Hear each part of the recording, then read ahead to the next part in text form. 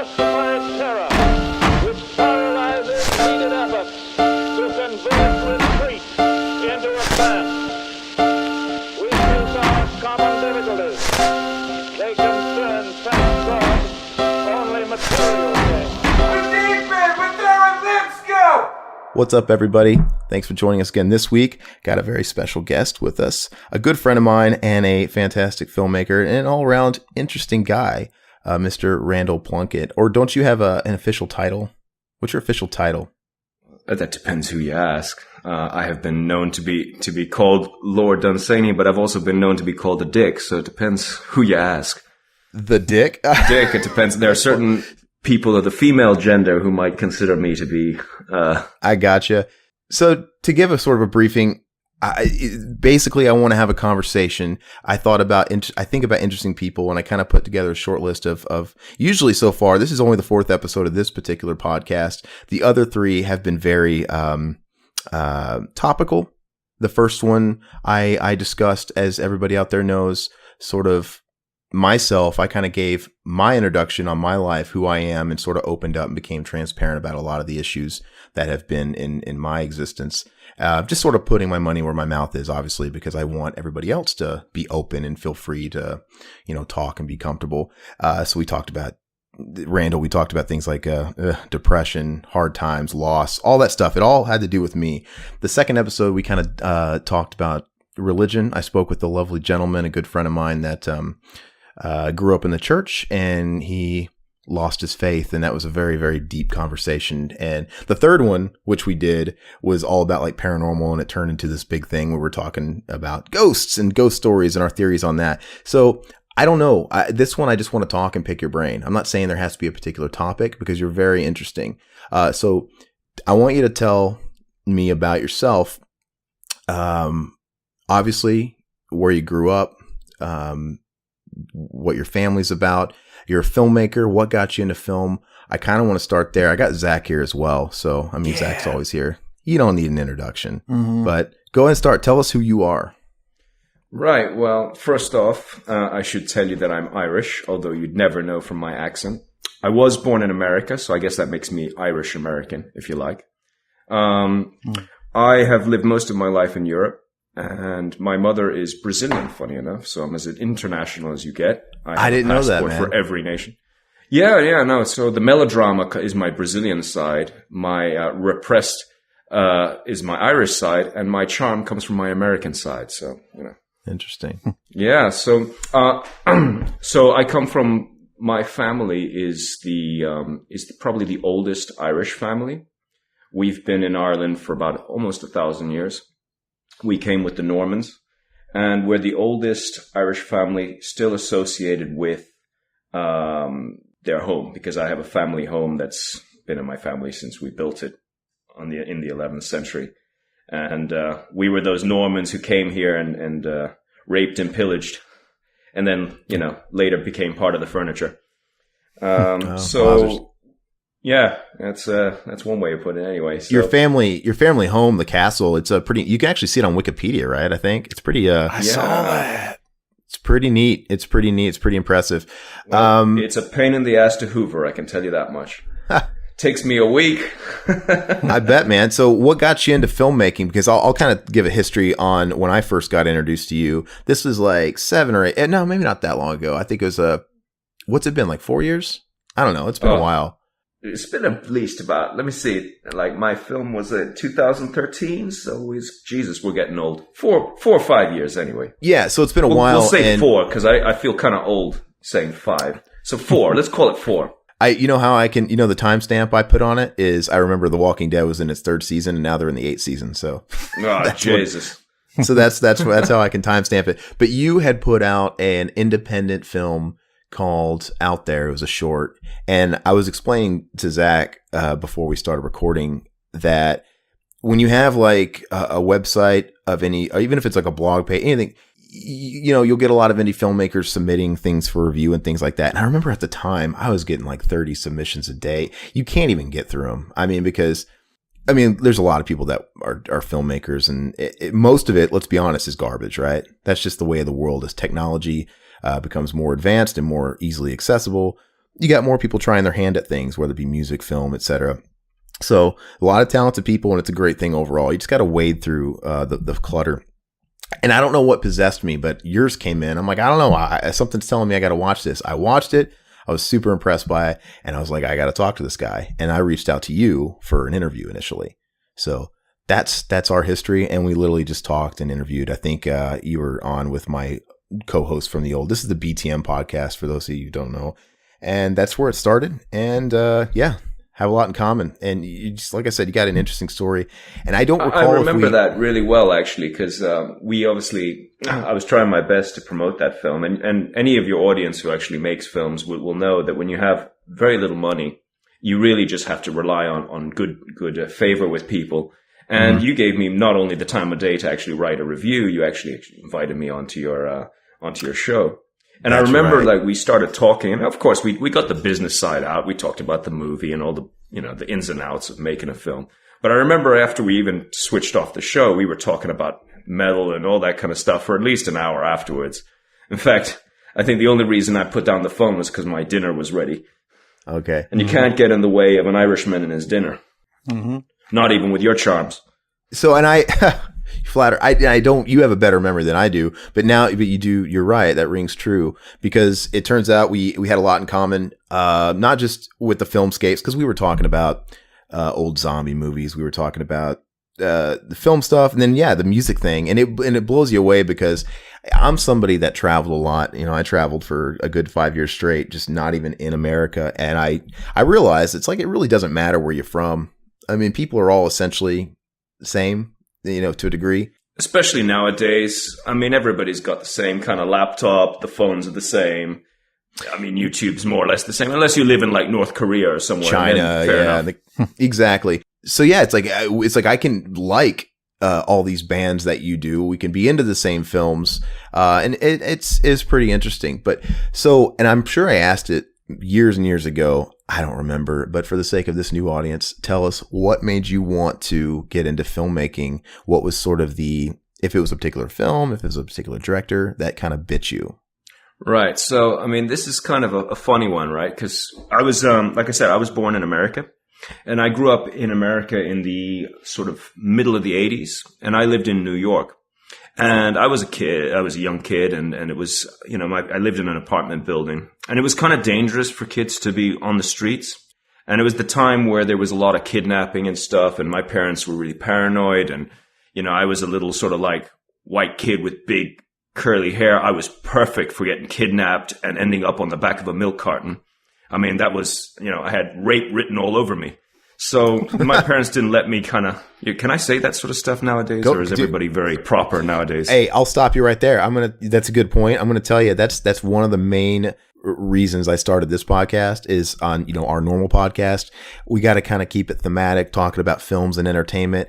And there's so many different things I wanted to talk about that I found myself sort of walled in and I couldn't. And I'm tired of the PC nature of everything. I'm tired of everybody getting offended. So this is a home for just being honest, talking about whatever you want. Right? Yeah. Because I got to be honest with you, right? When I meet Americans, I love Canadians, but you guys are way in the future when it comes to what is appropriate, what is not. Because in Ireland, we are about 15, 20 years behind you guys when it comes to that sort of thing. People are often offended by me and my group because it's not that we're so excessive. It's just in our country, we're not so sensitive. But anyway, that aside. So getting back to my story.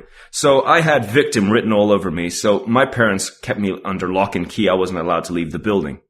So obviously being 6, I had nothing to do. Nintendo was out, but my parents didn't just want me to play Super Mario. So we used to rent videos, and there was like this old Sikh man who used to have a video store at the end of the block. Mm-hmm. And, so my dad was kind of an intellectual. So he would let me rent my usual cartoons and all the kind of like stuff that 6-year-olds like. But the kind of flip side was my dad didn't want me to turn into a melon. So he would try and get me some more educational type films. So he used to rent me the classics, classic Hollywood, art house French movies from, the French New Wave, all that kind of stuff. And he'd make this 6-year-old child watch that sort of stuff.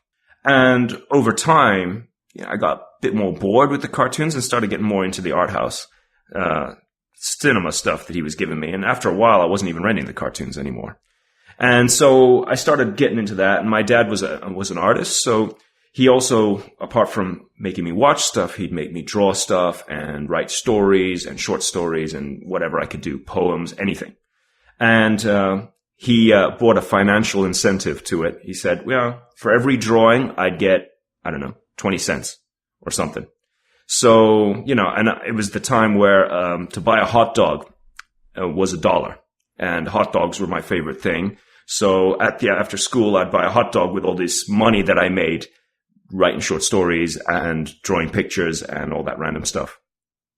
So, I started doing that, and then gradually it just kind of came very natural, and after a while, the hot dog became a hot dog and Coke and fries and onion rings, and, and my journey into kind of creativity sort of began as a result of hot dogs. At what point were you that kid? You had to have been that kid that was making home movies, making videos in your backyard, Funny enough, the movies were not what came first. The writing came first. I think Interesting. See, because I think we didn't have, it was the 80s, we didn't have a camera till I was maybe living in Europe. Mm-hmm. And I still couldn't work the damn thing. So it was, I'm not going to lie, I was no Steven Spielberg. It didn't come that quickly. Mm-hmm. The literary side came a lot faster, and the telling of stories. The video side came a lot later, I would say. It came probably more towards the 90s when I was already sort of a teenager. But the stories were still there. So I was writing the whole time. And in fact, when I my first memories, actually, I didn't want to make films. I wanted to be a writer. I wanted to write stories. I wanted to do cool stuff like that. And, I went to a pretty posh school in England. I remember one of my earliest memories was I was like 9 years old, right? And they make you come for an interview, because you probably don't have this in America, but the British are really into this whole having interviews thing. So you get like my brother's kids, right? They're like 8. And they have interviews to get into their next school, as if like it was a job or something. Mm-hmm. So they took me to this interview, and then I had this old todger wearing a suit and glasses, and he looked like something out of Jane Austen, right? Proper old school British. And he said to me, "Is like, so what would you like to do for a living?" And bear in mind, I'm 8 years old here. So I said to him, like, everybody else says they want to be a fireman. I said I want to be a writer, and I could see his eyebrows just go up. And go, oh, okay, so another deluded kid who wants to be a writer. Not that you probably get that many at 8, but, anyone who is a writer will know that it's a pretty shitty life. Certainly very underpaid. But yeah, so that's kind of where it started, and it never stopped. I just kept writing and creating stuff. And, it started with little drawings. I realized I had no talent for drawings, so the cinema side came through. Yeah, and, even your vision can definitely make up and accommodate for a lack in skill, though, especially with like art and stuff. It's funny, man, that's so ass backwards, because if I had a kid come up to me, or if it was my kid at 8 and he's like, I want to be a writer, you'd think you'd nurture that? Like, wow, this 8-year-old wants to be a writer. You'd think, but they didn't let me into the school, so, fuck them, basically. Yeah. And I wouldn't know, but I think that's commonplace here for like private school. Yeah, well, but it's like, it's like a common thing. But the British people have like this weird kind of vibe about education. Like, I think, education is one of these things. You're 8 years old. Like, what the fuck? You should be playing with toys and stuff. Shouldn't be deciding on your career. Come on. What crack absolutely. pipe are they smoking? You know what I mean? So it just baffles me. But anyway, so, I was never very good at maths or any of the like important subjects that would actually guarantee me a paycheck at the end of the week. So I just kept pushing on the creative stuff, like, and I got into music as well. And you're my generation, so it was the same stuff that you would have been growing up as. But, I was kind of an alternative type.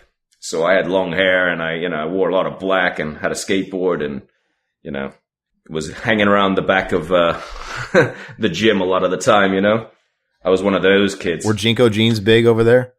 No, we never had Jinko jeans. We had, they had a whole bunch of weird ones. I used to have to buy all these imports because it was like Europe. So we used to have all these like gangster jeans. Like, what was the one? They had Mecca. Mecca was one I used to spend money on. And Fubu Although I realized that I don't think you can wear FUBU in America. Yeah, because it's for us, by us, man. It's pretty ghetto. Yeah, that's crazy, man. So how old were you when you moved back to Europe? Oh, I was like 7. And so, yeah, like I moved to Europe. And Europe was really different. Like, first thing I noticed was I thought it was shit, to be perfectly honest. I was like, they didn't have anything cool. I mean, Halloween, forget about it. They didn't have Halloween. The hot dogs sucked. And everything was just, it was just that much more backward. And I figured because I was more or less an American, you know, I spoke like an American. I was pretty much an American. And they were much less tolerant. I found the other kids were really obnoxious to me because I was a foreigner. Gradually I assimilated, but, you know, it took a while at the beginning. And I missed the place, you know. Yeah, when's the last time you've been over here? Like 1990, so it's been now I'm pretty much assimilated. So, do you find that your dialect is maybe muddled, or did you totally adapt and formulate your Irish dialect? You can tell me. Nobody in Ireland believes that I'm Irish, and nobody in Britain thinks that I'm from Britain, and nobody from America would believe I'm American. So, I don't know. I mean, I'm sort of to me, you sound Irish, but I don't know.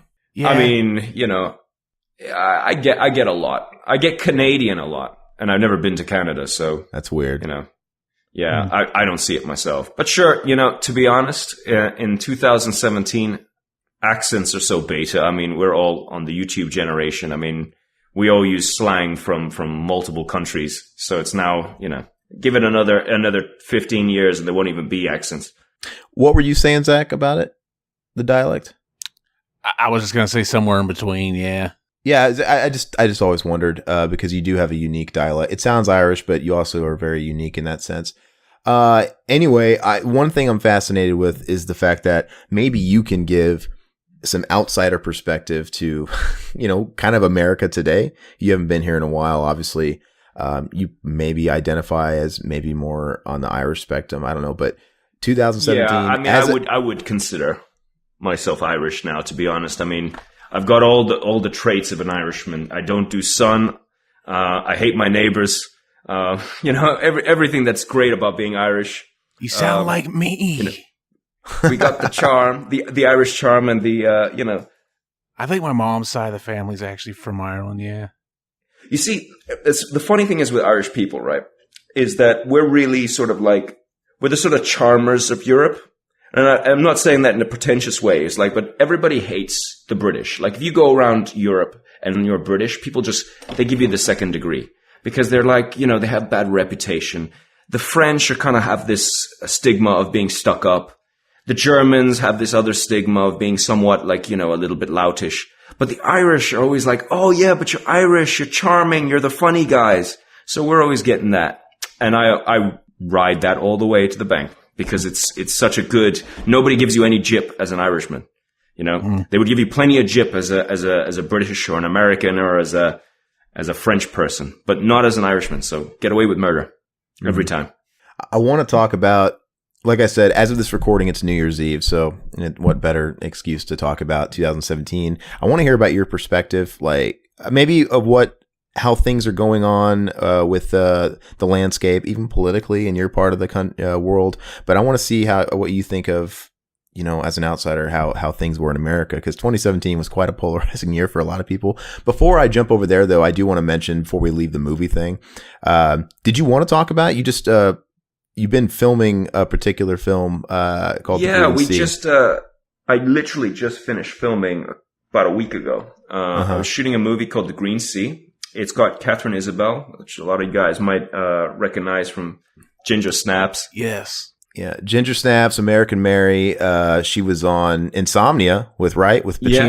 Yeah, and the Hannibal TV series, which is a particular favorite of mine. Mm-hmm. That's cool. And they had me at Cannibal.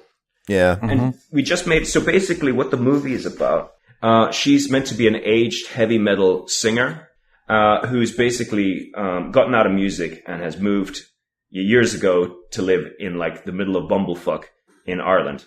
And, you know, you follow her for a while and she's a drunkard. She fights with people and she's basically a fish out of water. And the locals hate her. They call her a satanic bitch. And it's not clear within the movie that something's happened to her family, and you're sort of at least led to believe that she was involved in something sinister. So, and then what happens is she befriends a sort of runaway, and this runaway turns out to be somewhat supernatural, and it becomes a sort of like a weird, oddball buddy movie in a kind of supernatural, mumblecore-ish kind of way. So it'll be a weird one. Cool. It's full of sort of like moments of surrealism, and so it's an odd one. And this is your first feature, though, right? It's my follow-up from out there, which is, it's been a couple of years now, because, I mean, anyone who's in your audience who makes films will know that it's very, very difficult, especially nowadays, because there's more video, there's more film than ever before, but at the same time, there's so little content. There's loads of meandering garbage, but there's no money to make sort of more interesting cinema nowadays. They're painting by numbers.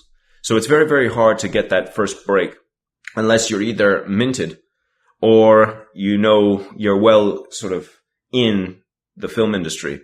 And even though I sort of believed that I was somewhat in the film industry, it was not actually any easier for me to get this started. So it took a couple of years, and and I finally got it together, and we shot the movie. And so now Catherine Isabel is the star of it, with a new actress who's going to be the next big thing coming out of Ireland, a young girl called Hazel Duke, who's probably going to be the next Saoirse Ronan.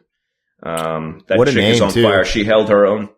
Yeah, and she's. I was surprised because I was expecting, because Catherine Isabel's 30 years in the business, and she has an amazing talent, which often is not seen because of the kinds of movies she makes. A lot of because it's a lot of screaming and running around covered in blood, but she's actually a really, really good actress.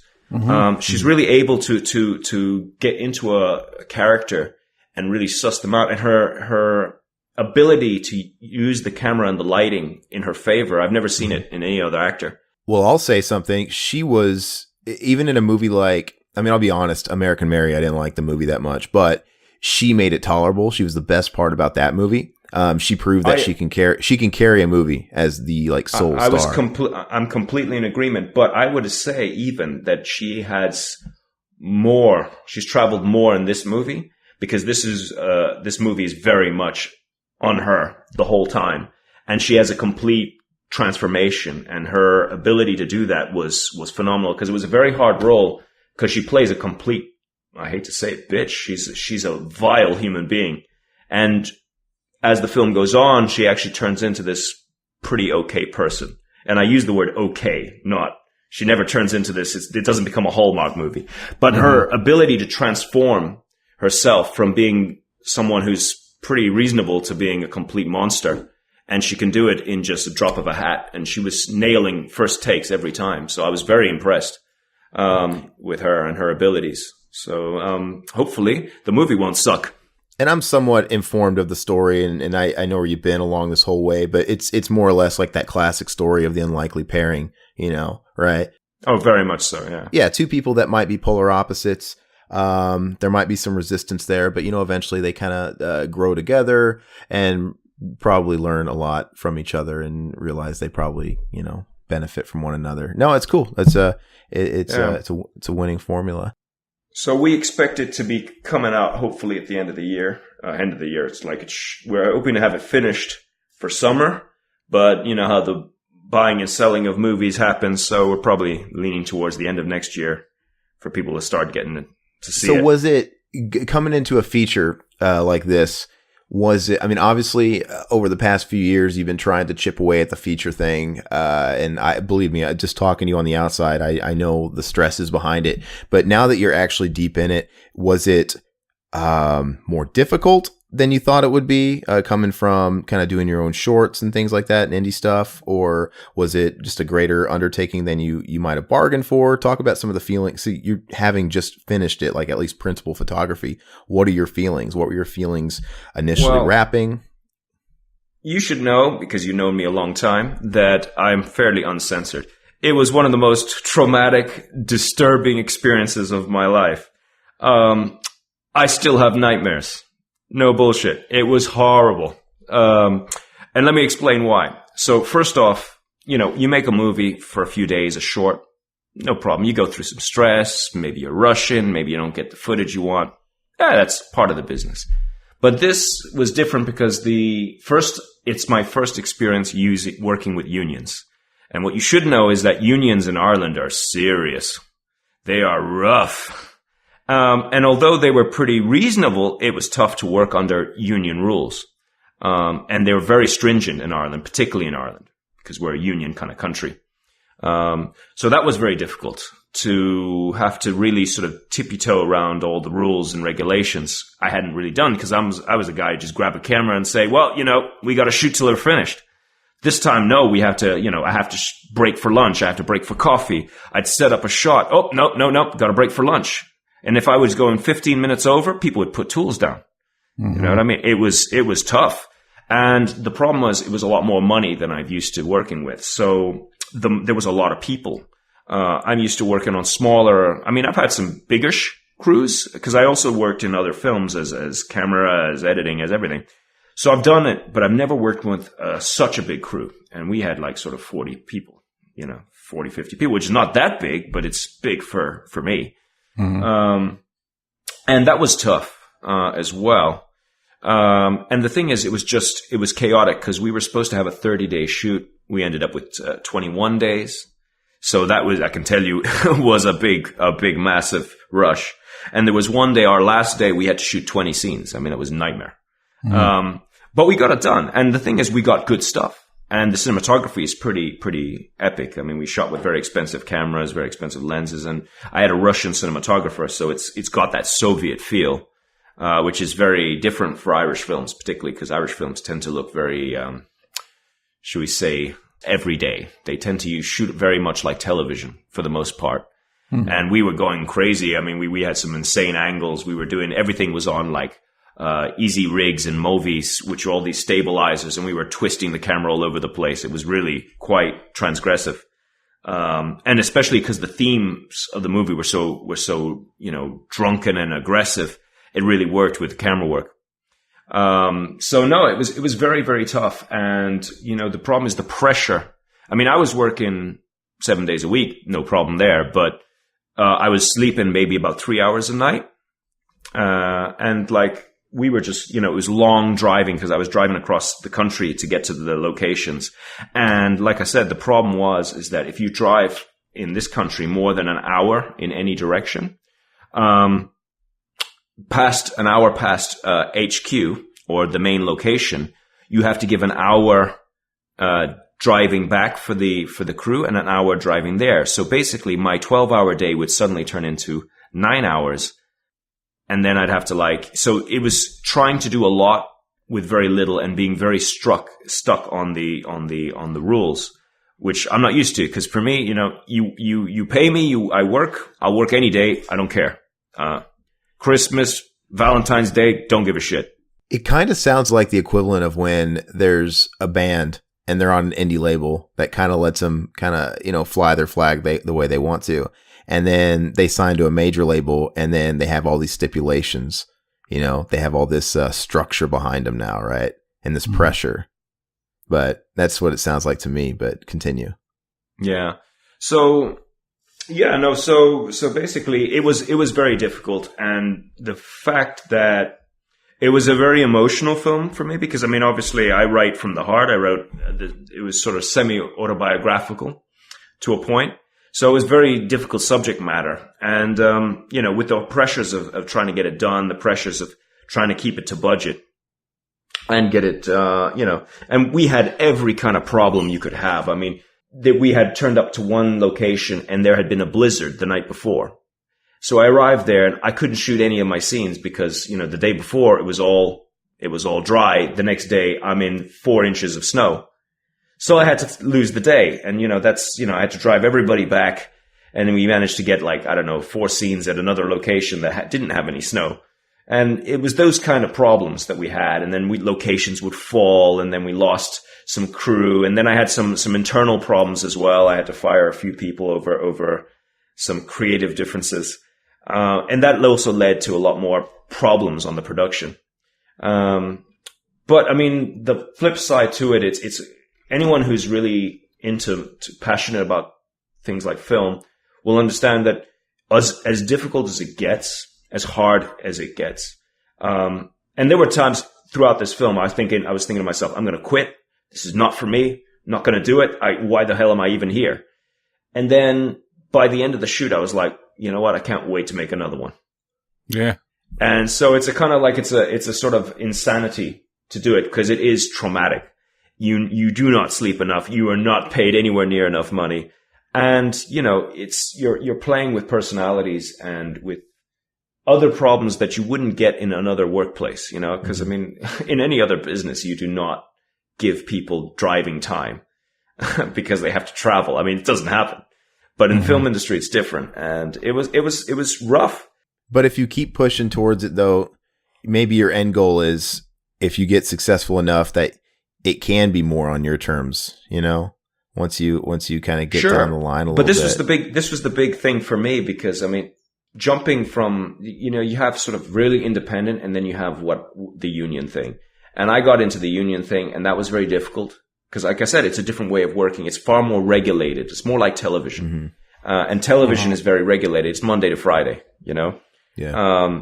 But independent film by nature is not that. Independent film is people coming together to try and push something that is artistic, that is, you know, not necessarily financially, gonna pay up. But television is painting by numbers. It's a factory, you know, you produce stuff and you produce things on a belt system. You know what I mean? You know, they come in, they shoot 5 hours, you get this much footage, and then you have 5 or 6 guys in the editing room chopping it all together, and it's on television by Friday. People wonder, you know, it's a different way. You're talking about all this stuff and you're talking about the hardships and the stress behind it. And, you know, you have the moments of questioning, you know, do I want to be in this business, only to once again at the end be like, no, I can't wait to do it all over again. People wonder why artist types, you know, torture themselves. But isn't that like the old expression? You bleed for your art, you suffer for your art.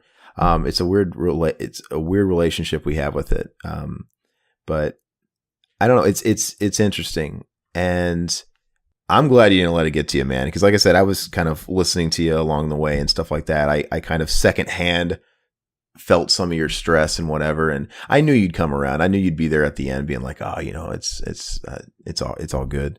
But I think it's going to be great, man. I believe in you. And I also realized halfway through being miserable with my movie, and I was thinking, oh my God, this is going to be terrible. I realized that I actually haven't got any skills. I've spent my whole life preparing for this, so I ain't got a choice. I gotta push forward. And it made me smile because when you have that kind of opinion, you kind of sort of say to yourself, well, it's like you better just swallow it and go forward. And that's what this movie has definitely taught me is like, I did have a moment where I was really questioning it. And I said, you know what? Anything that's worthwhile, you have to suffer for. Yeah, exactly. So, as you said, you've got to do it. And, you know, and it may work, it may not, but you're still going to get back up on that horse and do it again. Mm-hmm. Baptism by fire, man. Everything that's, like you said, worth doing. Baptism by fire. Everything that's worth doing is going to take its pound of flesh. It's just the way it is. Oh, you know, we've only got so much life in us, you know, and those sort of things that we put out, I mean, maybe it's going to burn that candle a little more. You might get a little older. Your hair might gray a bit more. We might even bald from it. But I mean, at the end of the day, you're leaving an imprint. And yeah, I feel you, man. Cut from the same cloth, I think. So the movie's going to come out the end of the year, you hope, end of 2018. Which, by the way, you said it was kind of autobiographical. I'm kind of like that too. I mean, I think all the best writing and creativity is going to come from the heart. So are you trying to say that you were a metalhead asshole, or I don't know. Well, I have been known. So no, the thing is, you know, you write the way I write. I mean, I'd love to be one of these guys who could write a slasher. Can't do it. Try it. Useless. It's ass. For me, the only way I can write is by sort of reflecting on things that I have in my life, my past, the things that I'm enduring, and using that as a kind of, using that as a basis and I'll window dress it. Don't get me wrong. I'm not sitting there doing coffee table drama because that would just kill me as well. Mm-hmm. So, you know, I dress it in the form of a monster movie or in the form of a badass chick. you know, because that makes it interesting for me. But a lot of the themes, a lot of the, shall I say, the pain, would be stuff that I've kind of done or endured, or, you know, and, you know, it's always, it's art. So you can add to it. But yeah, no, it's legit. It's what I do. It's always what I've done. And that's why for me, it's very difficult working. And that's why I'm not able to work very fast, because I have to revel in it for a long amount of time before I can kind of put any sense to it. I have a friend who's a writer, and he's far more successful than I am, but he's able to completely disconnect himself from the work. I mean, he'll write spy novels and scripts for Hollywood, spec scripts, and he's successful. He'll get them off the ground and made, but he's completely separate from his work. Like he clocks off, it's off. For me, it doesn't clock off ever. You know, I wake up at night and I'm reliving the things that I've written. You know what I mean? And I go method. Like, I mean, not to sound really pretentious, but like I adapt the traits that I do with my characteristics and my character. This character in particular, listened to a lot of vinyl. So I found myself sort of getting into vinyl. I was a CD guy for years, and vinyl went over my head because I grew up in the CD generation. Why the fuck would I want to get into vinyl? And I think it was I had a conversation with you about this when I first started. So I got a vinyl player, and I started getting the records, because there's a whole thing in this movie about her flipping records. And I had to feel that. I had to be part of that. And now I'm an obsessed vinyl listener. I got a whole shelf full of them. But it started because of that. Because of that sort of almost kind of like, it's almost like religious, that whole way you put the record on, the needle, the whole thing. It's almost religious. And that's what I put in this character, because there is something kind of symbolic and beautiful when one actually does, you know, put on a record. Especially so what you're saying, your music fans will definitely feel me on that one. I think with vinyl, man, I don't know. I think it's just the romantic aspect of, more of an experience. The sleeve, like you said, dropping the needle. It's extra tangible. But honestly, the people that say vinyl sounds better, I'm kind of against that. I think the vibe, I think it means more. You got a big old record. It's an intimate thing. You're putting that record on. You don't have anything else cluttering your space. It's like, I'm listening to this record. I'm listening to this 4 songs. Then I have to flip it over and listen to this 4 songs. You're giving it ultimate attention. But I think you can prefer the sound of vinyl, the warm. I get that. I think CDs are totally fine personally, but. Oh, well, I do both, to be perfectly honest. I'm a dedicated CD guy. The problem is with CDs and vinyl.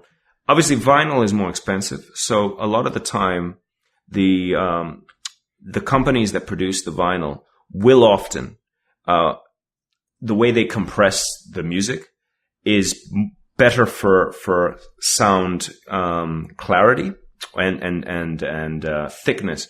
And it's not a quality thing. The quality often comes from the mastering, because I've got CDs that will piss all over vinyl, right? I have Carcass, right? You like Carcass. I love Carcass. Was it Love? What's that one called? Love. What's the one? Shit. What's it called? Heartwork. Thank you. Heartwork. So Yeah. Brain freeze. So I have Heartwork on vinyl, and I have it on CD. Mm-hmm. And I bought the vinyl because Earache reissued it, and I was like, fuck yeah, remastered from the original tapes. Put it on, sounded like bullshit, right? Worst crap ever. Put on the CD. CD had loads more dynamic range. It was really bassy. It was more like rough. It was awesome. So that's a perfect example where CD beat the bejesus out of the vinyl. But then I got other stuff that, you know, it depends completely on the mastering. Mm-hmm. In my opinion. I've told you about artists. I mean, he's modern. Steven Wilson, he records all his stuff in Dolby Surround, you know, and he'll put them on DVDs, and therefore like the 7-point whatever surround. And it's just an insane experience. And, you know, obviously he's a modern artist. His stuff's on vinyl too, but he's like, no, it's got to be on the best format. You know, he likes vinyl too, but he's like, no, it's like, if I want to do what I want to do with the surround and the whole deal, I use the technology available to me. Blu-ray. Yeah. Oh, now he does. Yeah, absolutely. And he's a genius, man. In fact, remember me pitching him? It's like, that's somebody that would be cool to work with on a film as far as like soundscapes and soundtracks. That guy's a genius. But yeah, you can do a lot, man, with what you're handed. Yeah, I mean, the thing is with music, look, what do you prefer? Playing in your car or playing off your CD player? I mean, it depends, you know. It's also what music are you listening to and when, you know. Correct. A lot of music comes from where you're at, you know what I mean? I mean, I listen to stuff sometimes in my car and it hits me at the right moment, you know what I mean? Mm-hmm. I also listen to stuff on my iPod and it's like, fuck yeah. I mean, look, you can't be a snob about it either. Come on. It's for all times. Mm-hmm. No, man, I want to say I'm a purist and I still buy physical media, and I do, but I have Spotify like everybody else. The convenience is great. You know, when I go to the gym, it's brilliant. Spotify's amazing. You go to the gym, you got it wherever you go. Do I want to keep a big book of CDs in my car? No, I don't. I mean, I don't. It's nice. So I do settle for Spotify. And honestly, I'm pretty happy with it. It's pretty nice to have a cell phone with literally all the music you could ever want at the palm of your hand. It's pretty great. I agree. I have it as well. I love it. I frame my vinyl on the wall. Everything still has its place here. And I'm okay with it. Going back really quick, when you were talking about your friend being able to sort of separate himself from his work, I don't know. I would think that no matter what you're writing, even subconsciously, there's something connecting you to it. That's me. Like if I was writing, okay, I'm going to write my own Rambo sequel or something like Rambo. Obviously, I'm not a Green Beret, and obviously, I'm not a one-man army. But my connection would be when I was a kid, I always wanted to be like that guy, right? You fantasized about being like that hero, you know? So it's like, this is, you know what I'm trying to say? There has to be some sort of connection to it. Sure. But you see, it's funny that you talk about Rambo. Now, Rambo, I would say, it has a lot of deeper stuff going on there, you know, because Rambo is a guy who's sort of surrounded in solitude, you know? Suffered loss, rejection, yeah. He doesn't fit in. I mean, if he's basically every teenager's journey through high school, you know? I mean, he's isolated. He doesn't fit in. There's no place for him. You know, there's no happy girlfriend or happy wife. You know, he's just, you know, he's found a niche that he is good at, but not necessarily that makes him happy. I mean, I mean, Rambo itself is kind of like, it's a very interesting dynamic, as a character, you know? I mean, the guy's journey is one of being solitude, you know? He doesn't find, you know, he can't find happiness in the world. I mean, I would say when you get past all the external of you know, the muscles and the machine guns and blowing up Charlie in Vietnam, it's actually about a guy who it's like Rocky, a guy who's kind of down and out, who finds a place, or is trying to find a place, and he revels in the chaos, you know? I mean, anyway, as in Rambo, he really does. But it's the same with all those. I mean, Stallone was always fantastic at this kind of stuff. I mean, his writing is next level, I would always argue, because he has this ability to capture real emotions and put them in a really dynamic kind of storyline with these amazing kind of action-packed, especially it's the stuff he did back in the day. Holy hell. I still look back at that generation and think we had it all growing up. And I look at what kids have today, and I think you guys are the intellectual peasants. You guys have nothing. They have Fast and Furious now for their action flag bearers. I'm like, no. Oh. The 80s was a different ball game, man. And I think Zach, I don't even know Zach, even if you know, but I'm the biggest Stallone fan in the world. And that's obviously why I kind of referenced that. But dude, Rocky and Rambo are two of the best cinematic characters ever written. They're both insanely complicated. Rambo in particular, he's the anti-hero, right? He's the flawed hero. Absolutely. He's the martyr. He's the action Jesus. He gives all, gets nothing in return. And that's always been the most fascinating character ever. And Zach, to kind of put it in maybe lingo you would understand, you can tell Solid Snake in the Metal Gear Solid series was based off a Rambo type character, right? Mm-hmm. His arc even ends like Rambo. He's the guy that doesn't get the girl at the end. He sacrifices everything. All he does is give, and there's no parade for him at the end, right? Mm-hmm. And it's just amazing. Like, I would never want to write a perfect character ever. And thank God a movie like Die Hard came out in the late 80s, which kind of created the modern action movie is what they call it, which is funny because the modern action movie's dead now too. I mean, that's not even, but someone like John McClane, he was awesome. He wasn't stacked. He didn't have all his muscles. He was imperfect. He was an alcoholic. He was dirty. His wife hated him. You know what I'm saying? Those are the cool characters, man. There's something to be said about, the Commandos, right? Where it's just a guy that just kicks ass and takes names. That's fun too, but to me, they don't have a lot of weight as far as it's good for a laugh and it's good to escape for 2 hours and watch Commando. But man, I take characters like Rocky and Rambo and all that stuff, and you can have deep discussions about them. How deep of a discussion can we have about fucking John Matrix in Commando? You really can't. We'll just kind of quote some of his one-liners and have a good time doing it. Yeah, I would agree with that. They should have had a Rambo and Commando team up. Rambo Commando. Well, Commando is just a ripoff of Rambo. I know. John Rambo, John Matrix.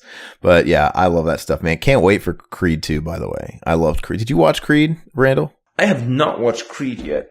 You are fucking I'm looking forward to bogus. that. It's on my, I have it.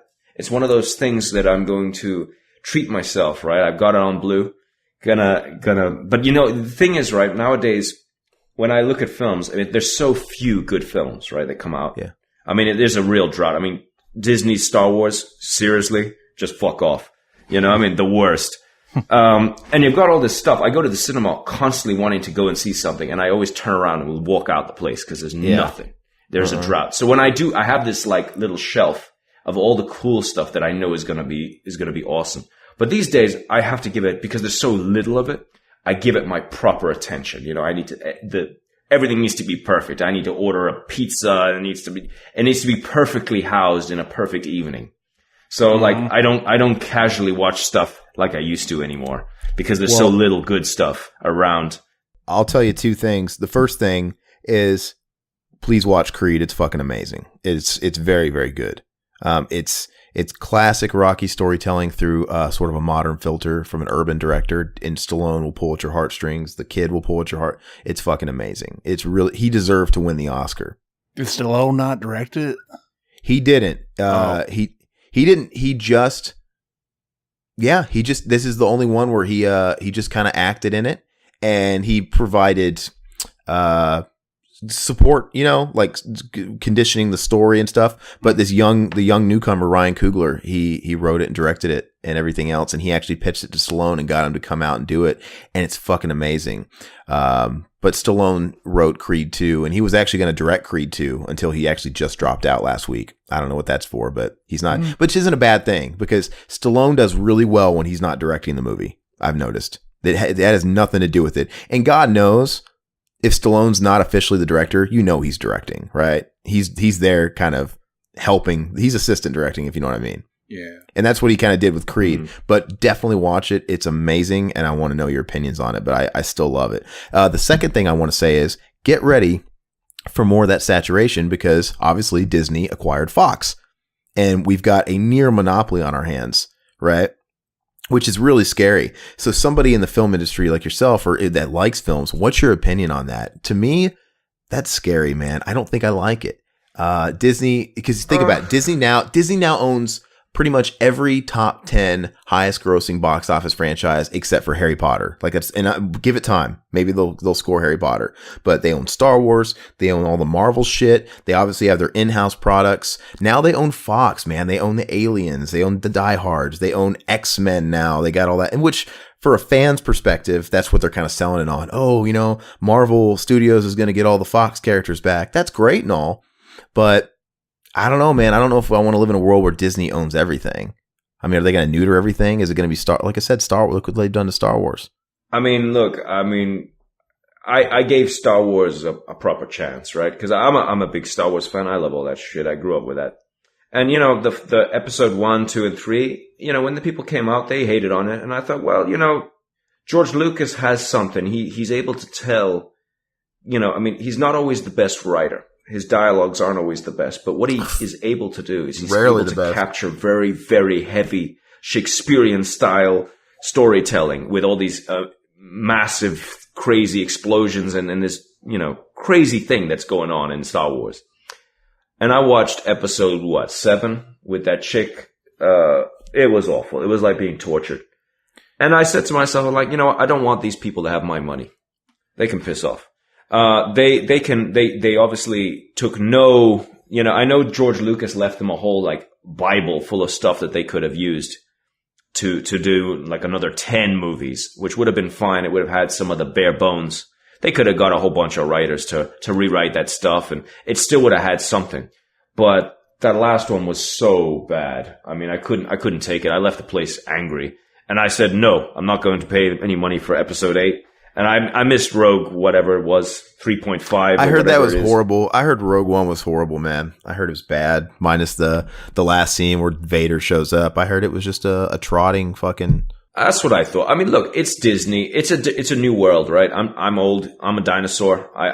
My generation is over. Like we're obsolete. These new kids nowadays, they like Star Wars. They want to watch Harry Potter, and that's fine. That's their thing.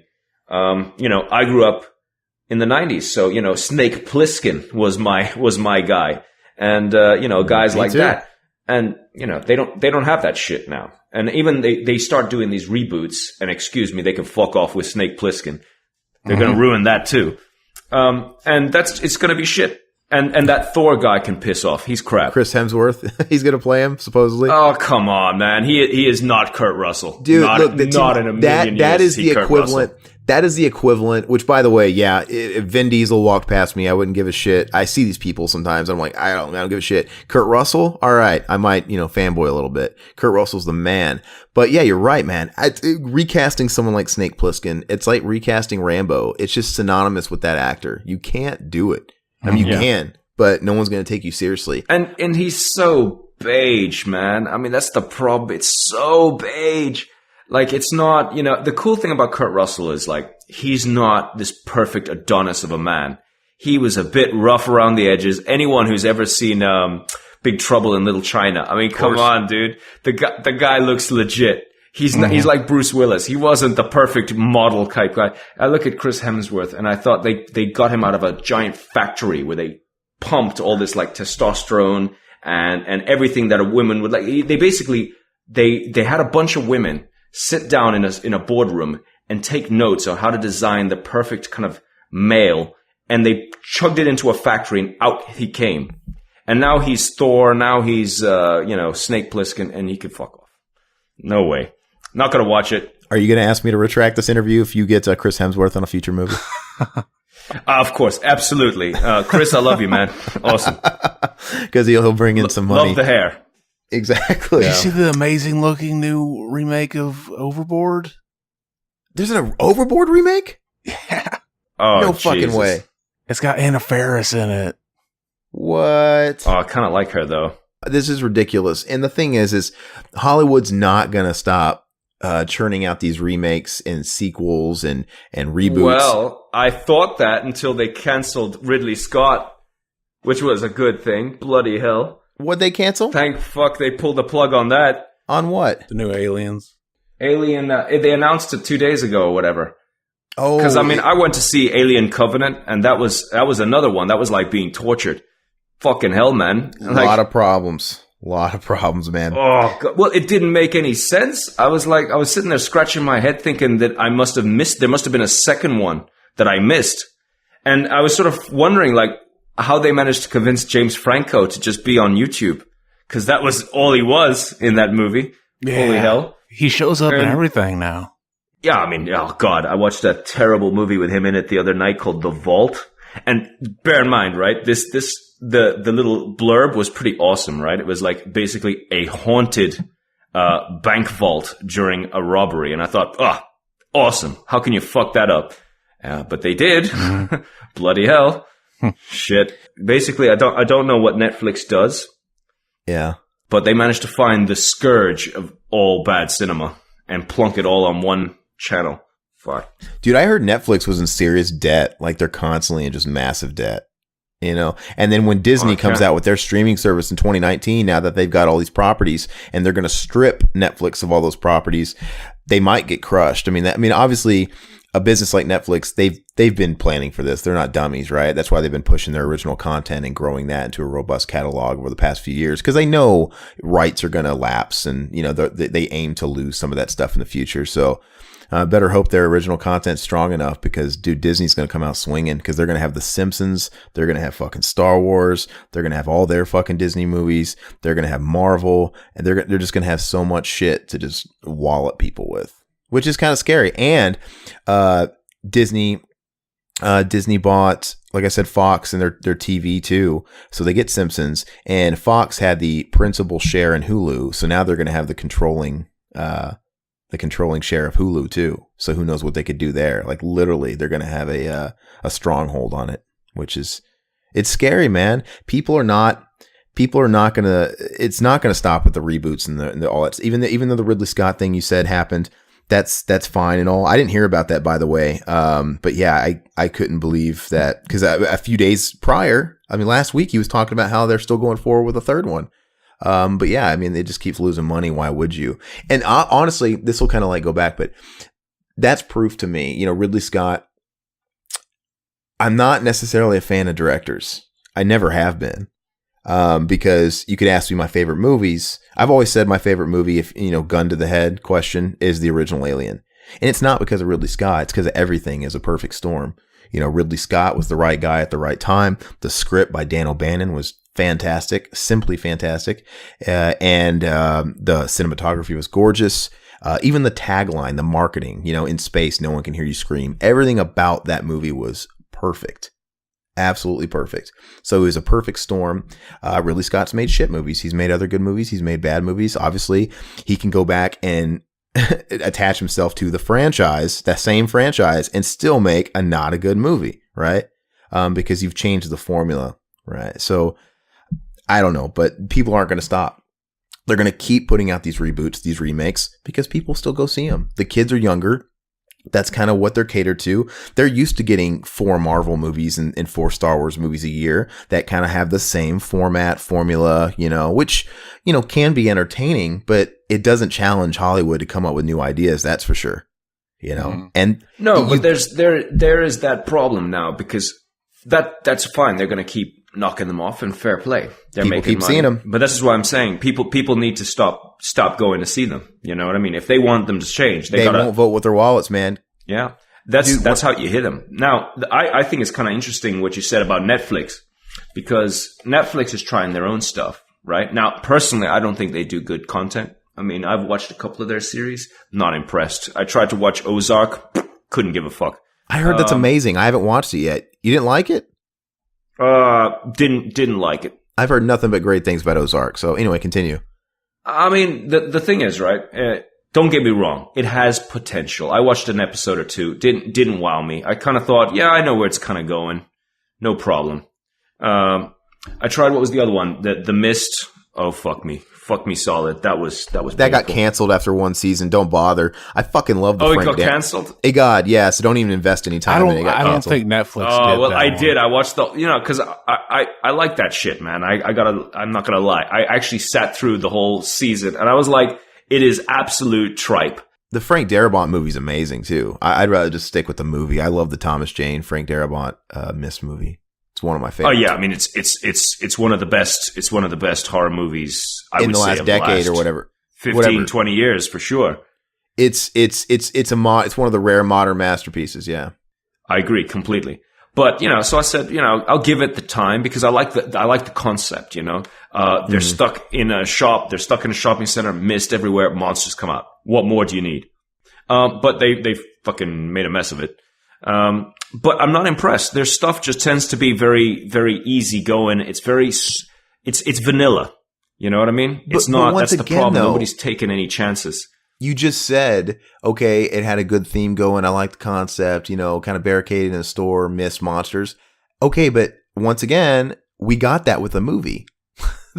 They've rehashed something into a television series. It's like, that's what they're doing too. We've got all these. We got Fargo, the series, even though people love that. It's just, we got all these, even TV's the same way. I miss old TV. I miss regular sitcoms. I miss old stuff. There's some good series on Netflix. I'm not going to lie. They have so much, though. It can't all be good. Like, it's ridiculous. I remember when they just had House of Cards, and then they had Orange is the New Black. Now I still haven't seen that yet.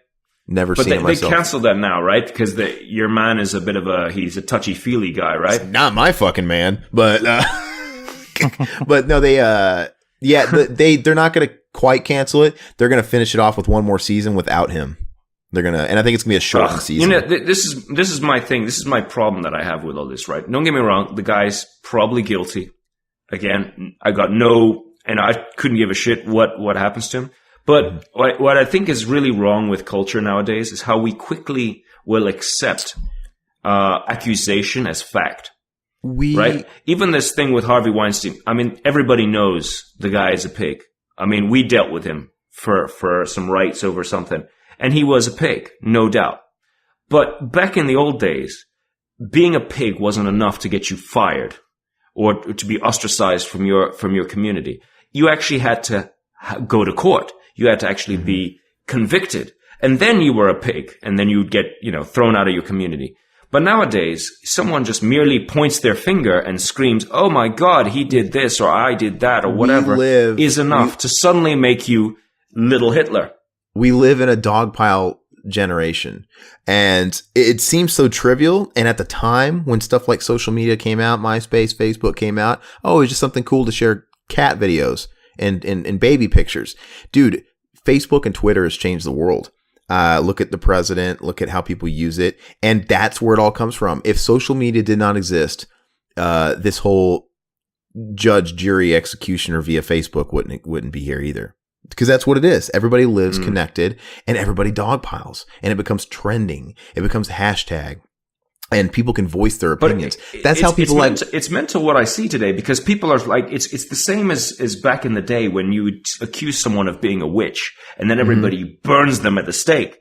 Now, I'm not saying that none of these guys aren't perverts or they didn't do anything wrong. I'm sure they did. But it breaks the system. Mm-hmm. If we're so concerned about people like Harvey Weinstein, if we're so concerned about people like Kevin Spacey, why is Roman Polanski getting Oscars? Yeah.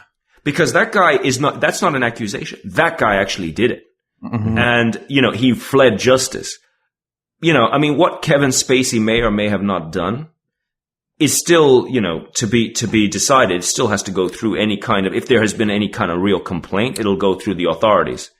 But that is not a reason to remove a guy from his job. And he does a pretty good job, touchy-feely or no touchy-feely.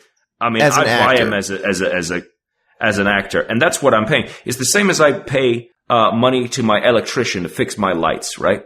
I don't give a shit what he does off the clock. Everybody's trying to protect their own skin, right? So Kevin Spacey works for Netflix, or he's got a certain movie under the belt. All this backlash is going out there, so they're instantly going to cut ties with him because they're going to save face. Kevin Spacey actually directed a movie that Netflix was going to put out, and now they're just setting on it. Yeah, I mean, and who knows? Maybe that'll come out way down the line, but everybody's got to disconnect from something. And they're all going to put out, the CEO of Netflix or their marketing people are going to put out, their PR people are going to put out some kind of statement saying, "Oh, we don't condone this or that." It's damage control. Because are you trying to say that nobody... I get damage control. But no, it's true. No, we shouldn't. People in fucking Facebook comments have become judge, jury, and executioner, and they decide your fate. It's a scary world we live in. We were talking about this, Zach and I. Fast forward 5 years from now, 10 years now, if him or I or somebody were anybody on this planet right now, actually, if we're in a place of power or position in any way, we've worked our lives and we've built up something that we've just strived for our entire existence. And then somebody digs up one of our old podcasts where we're making a joke, and then our career could be over wherever that is. You know what I'm saying? And even this conversation that we're having, guys, absolutely. Technically, we're on the border. We're on the knife edge here, right? Now, as a result of my statement. People confuse.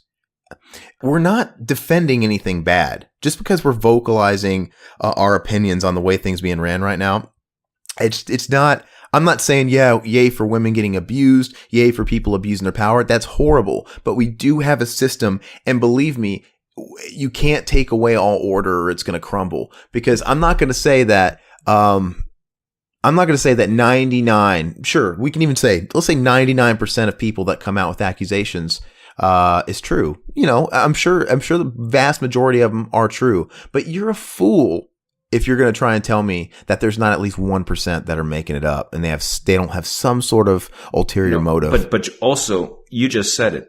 Accusation is not fact.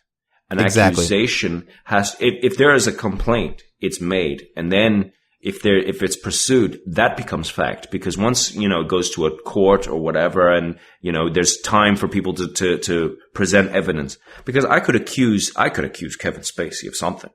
I mean, forget it. But the problem is, all I have to do is say it. All you have to do is call up the Sun and be like, hey, Kevin Spacey raped me when I was a kid in New York. Yeah, I ran into him one day. They're going to pick up on a story and it's going to spread like wildfire. And all you need is somebody else to kind of maybe piggyback on it. Then you're done, man. It's just, you got to have, it's scary because, you know what I mean? We're looking at the entertainment industry, right? Mm-hmm. And we're sort of in a funny situation, right? Because we had obviously the star system that you read about with your people like Cagney and Bogart, and back in the day, your Cary Grants. And then you kind of had this sort of, well, I don't even know what you would call it now, these superhero type celebrities that we have nowadays. Yet everybody is very, very scared. It is literally a house of cards, because you saw how quickly everything went to dust with the Weinstein scandal. And they were talking about removing his name from films that he had made. Now, the guy might be a pig. I think everybody agrees he's probably a pig. But the thing is, it doesn't take away his work, his contribution to the arts. Now, he may be like with Polanski, I would not for 1 minute take anything away from Polanski in terms of his art, in terms of what he has done for cinema. I would question his home behavior and what he does off clock, but that's something else. But you can't remove. It's like those guys. You know, everybody likes to talk about China, right? Because the Chinese destroyed their history. You know, they or the Nazis burned the books. It's the same kind of behavior. Mm-hmm. Mm-hmm. So you can't destroy history. It's you know the classic question of, can you separate the man from the act, right? And Jerry Seinfeld did an interview lately, and somebody asked him about, so can you, because Bill Cosby was like, you know, the greatest comedian to him and the most important comedian. And he's like, can you still appreciate Bill Cosby and be a fan of Bill Cosby aside from the actions that were brought up against him? And he's like, yes, he can. And I think so too, because remember, another case in point is, remember, Zach, just a couple years ago when Hulk Hogan was under fire, there was somebody drudged up an old interview where he said the N-word in a casual manner. Not that that's it was a sex tape that he said it. No. Oh, was it? I don't know. Whatever. It said in a casual manner. No, this was an interview. I think it was a sex tape. The sex tape was separate. That was separate. The Gawker thing, totally different. There was an interview that came up where he said the N-word. I don't know if the mic was hot or something, and it was very casual. I mean, it wasn't malicious or anything, which I'm not saying makes it okay. It doesn't. But dude, wildfire. WWE cut all ties with him, and he's the Toucan Sam, like, of Serial to wrestling. He's the guy. Right? And they removed him from the WWE network, all his programming. They took him out of the Hall of Fame because of this, because of that. And I'm thinking, talk about damage control done to the extreme. And I thought to myself, give it a couple of years and they'll start mending ties, because they're just, like I said, damage control. But you're taking the guy out of the Hall of Fame. He's in the Wrestling Hall of Fame. No one said he's in the Character Hall of Fame. He's not in the Personality Hall of Fame. He's in the Wrestling Hall of Fame. Like, why does that make a difference? To me, that's just going too far. And it's funny you also mentioned about Roman Polanski. Something else I noticed, and I might have brought it up to Zach at some point, but this just proves that it's just a generational thing. People want to dogpile. People want to trend. People love to see big people fall, and they like to speak their voices and type on the computer. They do, because case in point, if you did something in the past before this fucking era, you got to pass. Everybody knows what Roman Polanski did, but no one's going after him. He's not trending. It's not like they're drudging that up again. Like, wait, This guy did this. Let's burn him at the stake too. You have people like Roman Polanski. You have people like Sean Connery on videotape with Barbara Walters saying he hit his wife when she needed to be put in line in the fucking 80s. You know, Wow. You've ever seen that interview? No. No, I never did. Dude, it's amazing because it's I'll have on to YouTube that later. your jaw will drop and he's interviewing with Barbara Walters, and Barbara Walters is somebody, I guess, that dealt with spousal abuse, and he's very casual about it. And you can see she's appalled. Like, you're telling me, she's like, so you hit her, and he's like, when she needs to be put in line, yeah, I give her a slap. And he's like, what the fuck? And I'm just saying, nobody's attacking. And he's James Bond, man. That's the gold right there. Back and then, dude, you had fucking movies. You had Steve McQueen movies where he was fucking hitting the woman. He's the lead. He's the hero, and he'll just slap a woman, right? So nobody's backtracking. Nobody's going after Roman Polanski's. No one's going after all these people. It's funny because we know it exists, but it's just from here on out, going forward, we're just going to get these people. I'm not even saying they should. I mean, I'm just saying.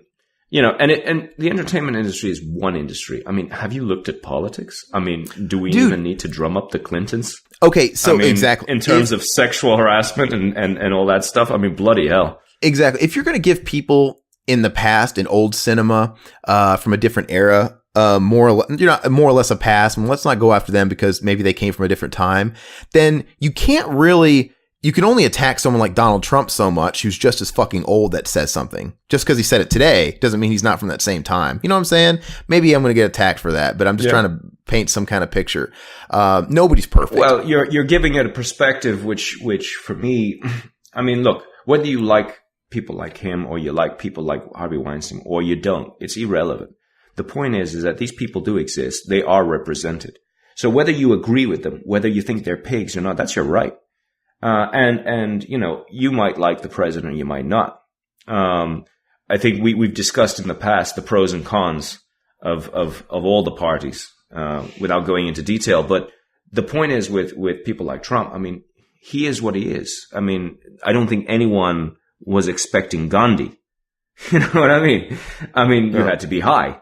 I mean, people put him in because that is a large portion of your modern American society. Not everyone, but that is a large portion. He speaks in a language that a large portion of society today can relate to. And I would say that's not, he's not exclusive, but there's a lot of people that are like that. And I don't think that they should be judged just because they are not what we deem appropriate. Case in point, everybody's a hypocrite, by the way. I mean, if you were to hot mic us all day long, everything we did was recorded and surveillanced. Everybody would get in trouble for something they accidentally say or something comes off the wrong way. We all do it. Well, to be fair, guys, we haven't even got to the end of the interview yet, and we're probably going to get into trouble for this. So. And the thing is look, it's the same thing. Dog the Bounty Hunter thing, when he got railroaded and his son called him and tricked him into saying the N-word because he knew how to push his father's buttons. He knew how to take him to that level to get him to slip a slur, and he sold it for drug money. He sold his own father down the road. How do we know someone like Dog the Bounty Hunter or Hulk Hogan isn't instantly remorseful? Like, how many times have you said something like foot and mouth disease, and instantly the second you say it, you're like, oh, I shouldn't have said that. That was bad. Like that came out wrong. Many a time. And that was the other thing. Remember they had that thing where he was talking about grabbing pussy or whatever, or something like that on like a back of a bus or something. And everybody got so offended. Everybody was so offended because he was talking about grabbing women or something. Okay. And I was laughing to myself because I thought, you know what? Don't get me wrong. Inappropriate conversation, but it's not like I haven't heard that conversation before. I mean, I'm pretty sure it was inappropriate. Have you ever been to the pub? It was inappropriate. It's not excusable. But all the people there, I get it, but he's the president. He has I get that too. But this is before he was running for president, right? He wasn't the president then, as you said. And also, let me point out something. It's all about context, right? Because people say things often in context that they don't really mean. Yeah. They say it just for shits and giggles. And a lot of people before the self-righteous come barking at us and going, oh, but where people shouldn't, fuck off.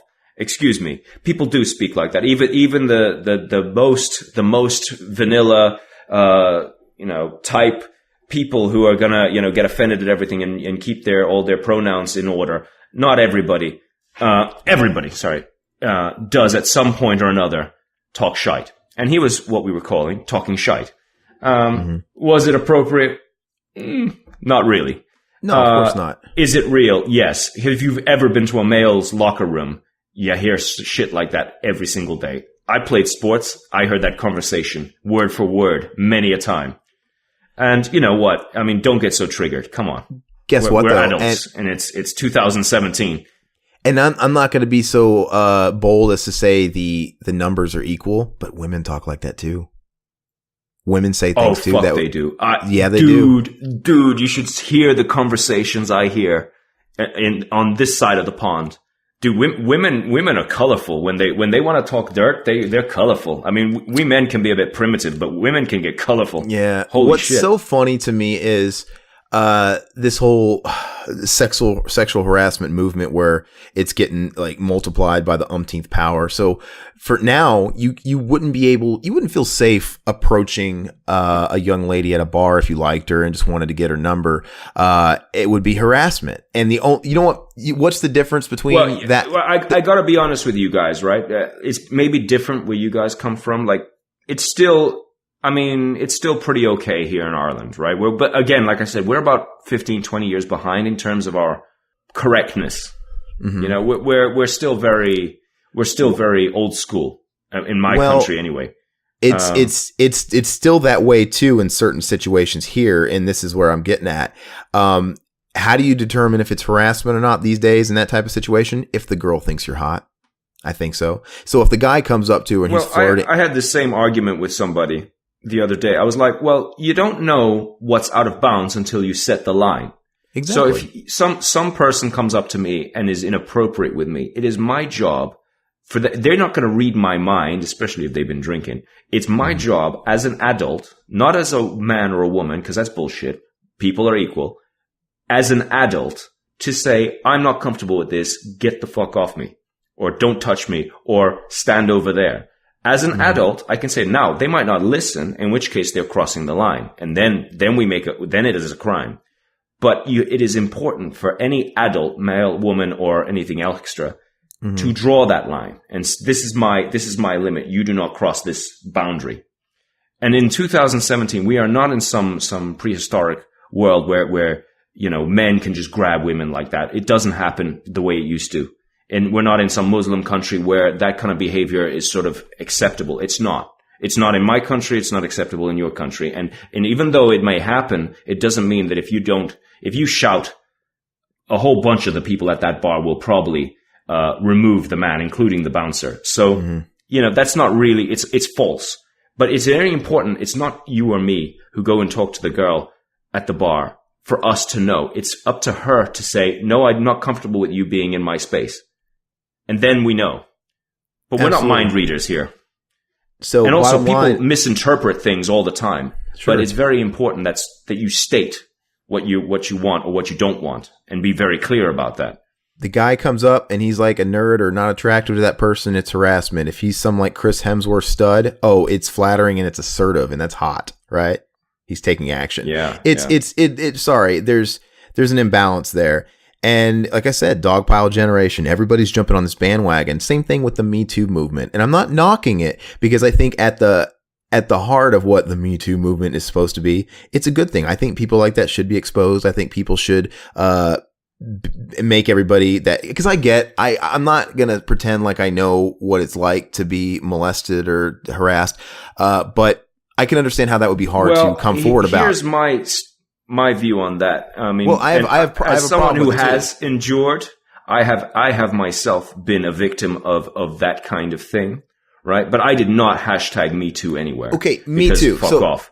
Because that is bullshit. Let me tell you why I feel that is bullshit. Firstly, hashtagging Me Too on Facebook does not change shit. It's a cool thing. All these people come to me and they say, but it makes people aware. We're all aware. Excuse me to fucking hell. We all know that there's sexual harassment all over the world. There's sexual harassment towards women. There's sexual harassment against gay men. There's sexual harassment on every level, on all levels of society. So piss off with that shit. But my big problem is what you get is it belittles the people who are legitimately correct, who've been victims, legitimate victims. Correct. Their voice is drowned out by white noise. by hundreds and thousands of people who think it's appropriate to be heard and to make a big thing out of something that doesn't really touch them, just to be accepted in their Facebook community, which is what I saw in my Facebook. I saw plenty of people who were just jumping on the bandwagon, who I can tell have never had any of those problems. It's a huge abuse of the whole thing. Like I said, on paper, the Me Too, a virtual support net, I could see how that would make it easier for people that have been raped or traumatic events to have the courage to talk. And that is cool. But people abuse it, like you said. And you literally have people, everybody, same thing, man. Facebook, all that stuff. And it really happened. It lit you up, man, because everything on Facebook, everybody's like, me too, me too, me too, me too, me too. Oh, glad somebody came out and says me too, me too. It gaslit me pretty badly because I wouldn't do it. Dude. And I don't expect people to be like me. These Me Too stories, like I said, they're abused because you'll literally have somebody where, oh, I went on a date with this guy and at the end of the date, he gave me a kiss before dropping me off at home. Like, what? I stole a kiss in the 5th grade. What does that say about me? You know, people, come on. You're a fucking rapist. Exactly. And the thing is, I had this conversation with a friend of mine who did hashtag the fuck me too all over the fucking place, right? Yeah. And I had this conversation with her and I said, well, okay, explain. And she goes, well, I've been a victim of that. And I was like, oh, really? Oh, well, you know, I was drunk at a bar and the guy came over to me and he was inappropriate. And I'm like, did you set the line? Did you tell him to piss off? Oh, well, no, he kept trying to come over at me. And I was like, and bear in mind, I may be labeled a pig for this statement, but I didn't feel very sympathetic to someone who was sort of contradictory with her behavior. Now, I don't either. On the flip side, there was a friend of mine who was legitimately assaulted and who did get sexually assaulted. That's an insult to your friend that really got assaulted. Yeah, absolutely. But the problem is the girl who was legitimately assaulted did not hashtag me too. She was quiet. Because why? A whole bunch of crying hearts were hashtagging me too. So even if she did hashtag me too, her voice, her legitimate struggle was was completely overshadowed. Yeah, because a whole bunch of people who want to be popular on my Facebook, and I'm not saying everybody's Facebook, but on mine, I've got a lot of fuckwads on my Facebook. Let me just say it outright. And there's a lot of people who just like attention. And that's what I had on my Facebook. There were lots of people who were probably legitimately, of course, victims, but there was a lot of jumping on the bandwagon. And even from the worst was from men as well, who really, I could tell were just doing it just to be good. You know, I mean, guys who I myself have heard them say the same thing that Trump said in the locker room, saying that, and suddenly getting all this very, oh, look at me. Oh, but absolutely, I had no idea about my sisters. I'm like, dude, I know for a fact that you are one of those guys who gets touchy-feely when you're drunk. So please. Exactly. Bottom line, everybody has to check themselves because, like I said, it's abused. It takes away from the people that are serious and deserve compassion and sympathy when people are Me Tooing about, oh, this guy tried to give me a peck in the cheek on at the end of our date. Look, the fact is, I want to say it right now. I love women. I respect women, equal rights. People are going to think that we're chauvinistic by talking about this. No, I'm being real with it. No, but hold up, back. Whoa. This has nothing to do with women. This has to do with victims, men and women, because women are often looked, because this happens perhaps a little bit more often to women, but this happens a lot to men, dude. This has happened to me quite a lot. But you know that's who would get mad at this, right? It would be that community. Right. Yeah, but I'm not trying to belittle any of those things. All the people who have legitimately been problem. What I am trying to jump on is the culture that we feel the need that we have to throw everything out on the internet now. Like I said, I like change. I like people who do something about it. And hashtagging Me Too does not change shit. Excuse me. The Me Too movement is no different than the ice bucket challenge. Remember that shit on Facebook? Another waste of time. Yeah. Good waste of water too. There's people that obviously really care about the cause. There's people that really, really got harassed or abused, and that's a serious thing. But then you have people that just want to join in. that just want to be a part and that's of it. exactly what it is. And just like the ice bucket challenge, what exactly did that achieve? Did anyone actually achieve anything? They weren't raising money. It was just raising awareness. Great. We all know about it. And you know what? Does anybody even remember the illness that it was associated to? No, we just remember the ice bucket challenge. And I'm sure and that's exactly it. So after all of this, after all of the hashtagging, whatever, what have we got? What have we learned? Has it improved the situation for women across the world? No. We got fucking trending videos of celebrities pouring ice on them. That's all it is. Yeah, exactly. And I go back to the Me Too thing. Great. If it achieved anything, raised awareness, really, what did that achieve exactly? Has there been any change for women? Have less women been sexually assaulted since? No, I doubt it. What it has done is it raised the profile of Rose McGowan, a failing, useless actress who hasn't been able to do anything worth noting for about 20 years. I agree on that part. The one thing, I think at least for a while, I don't know if it'll be long lasting, but I do think this whole movement and this stuff will change the workplace. You know, there's gotta be a lot of people in the industry or in high up places that are shitting bricks right now. Like, oh my God, I hope this person doesn't come out from what I did at a party 3 years ago. You know, there's probably a lot of people wearing some shiny, happy faces at the office now.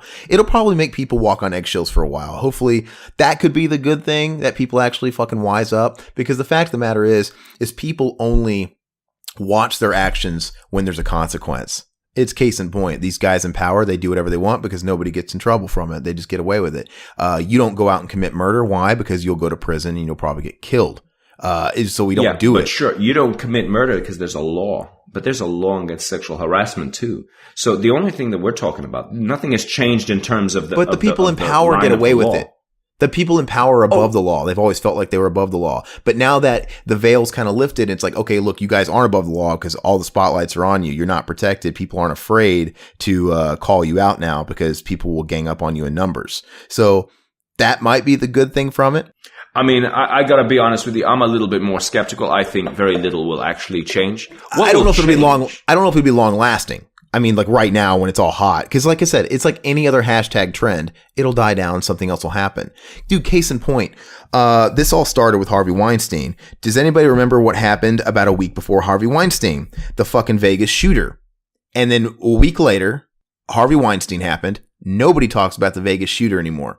We were talking about Harvey Weinstein 10 times longer than the Vegas shooter. It's just until we get the next big thing. Trust me, when we get the next big thing. I completely agree. And that's a shame too. Like I said, I really don't think it'll achieve anything. And don't get me wrong, what achieves things is progress. It's women doing well at the workplace. It's gay men coming out and being able to have all the rights that straight men have. Those things achieve it. And it's not because they hashtag on Facebook, excuse me. It's because people go out there, they protest, they do things, they achieve. Sure. Achievement is what changes the world, not hashtagging self-indulgent, important shit on Twitter. I have to agree with you. I'm not trying to pick on anybody in particular, but dude, it does seem like there's some exploitation going on with people like Rose McGowan. Who gives a flying fuck about Rose McGowan? Worst. She is the worst. She's the worst. And you know what the funny thing is with her? If you buy her, then you're a fool. Because she's full of shit. She would have said anything. She would have jumped on any bandwagon that would have got her career forward. Because you have to look at what happened to her. Now, don't get me wrong. I was a big fan of hers at one point. The Doom Generation was one of my favorite films. She's good.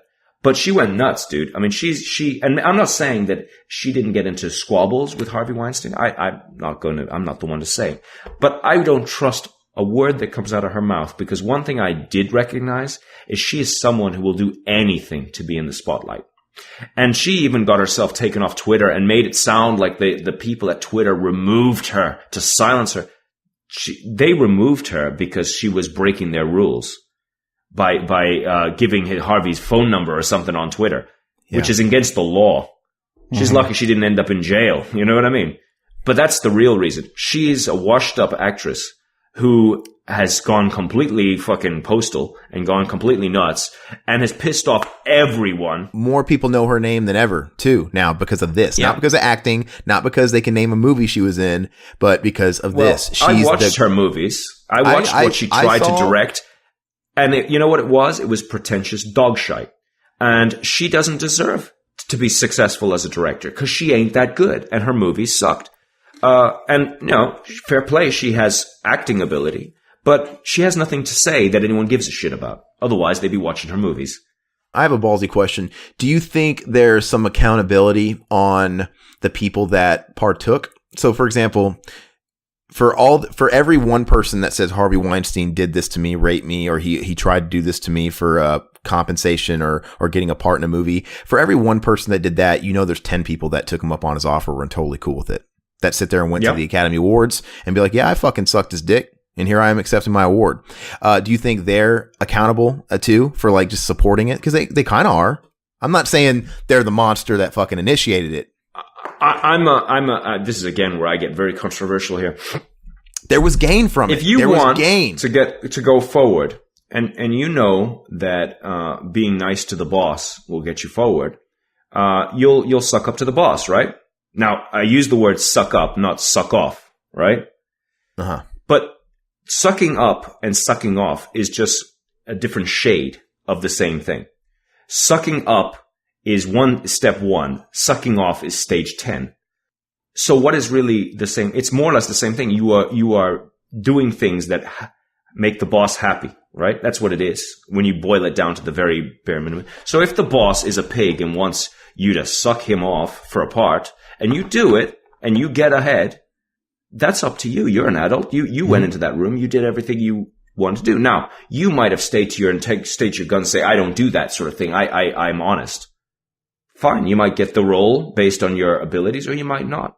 But it's like the same thing if I go and meet somebody at a job interview, or I meet an actress, right? And this has nothing to do with sex. This is to do with if the actor or actress or anyone for that matter I'm hiring is good with me, if they charm me, if they pet my ego a bit, they are more likely to do better than the ones that don't bother, right? That's a fact. It's not going to change just because people hashtag.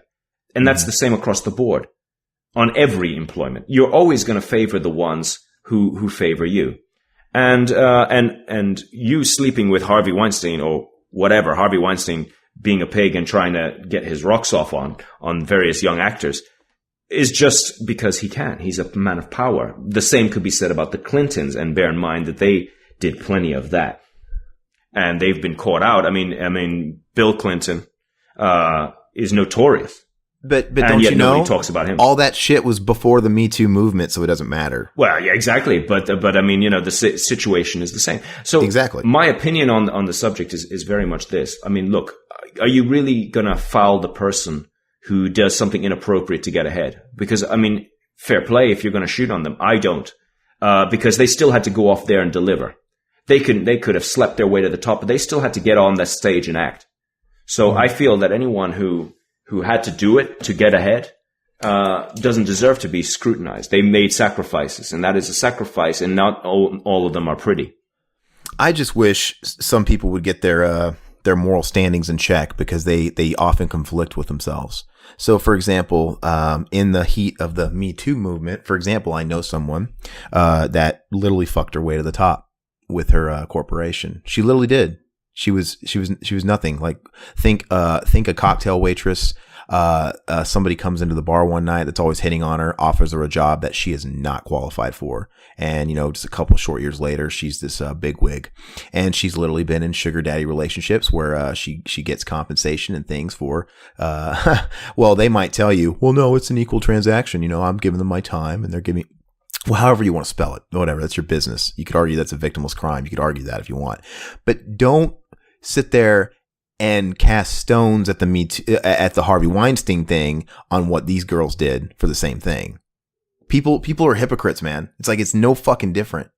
And bottom line, all these people that are throwing stones, think about it. Okay, Harvey Weinstein, he was a huge donator to the Clinton Foundation. You have all these celebrities that are under fire now for Me Too movement scandals, and they all fucking attack Donald Trump. Some of these people are the same people that chastise Donald Trump for saying, they're the same, and some of them are the worst kinds of people as well. And I mean, come on. It goes to show, dude, we're all if you dig far enough, we're all going to be caught saying something we regret, or like, I shouldn't. We're all human beings. We all grow up, man. Fucking Barack Obama was a kid too. He was a kid too, that I'm sure he picked up some bad language, or he hurt somebody's feelings, or he said, come on, nobody is perfect.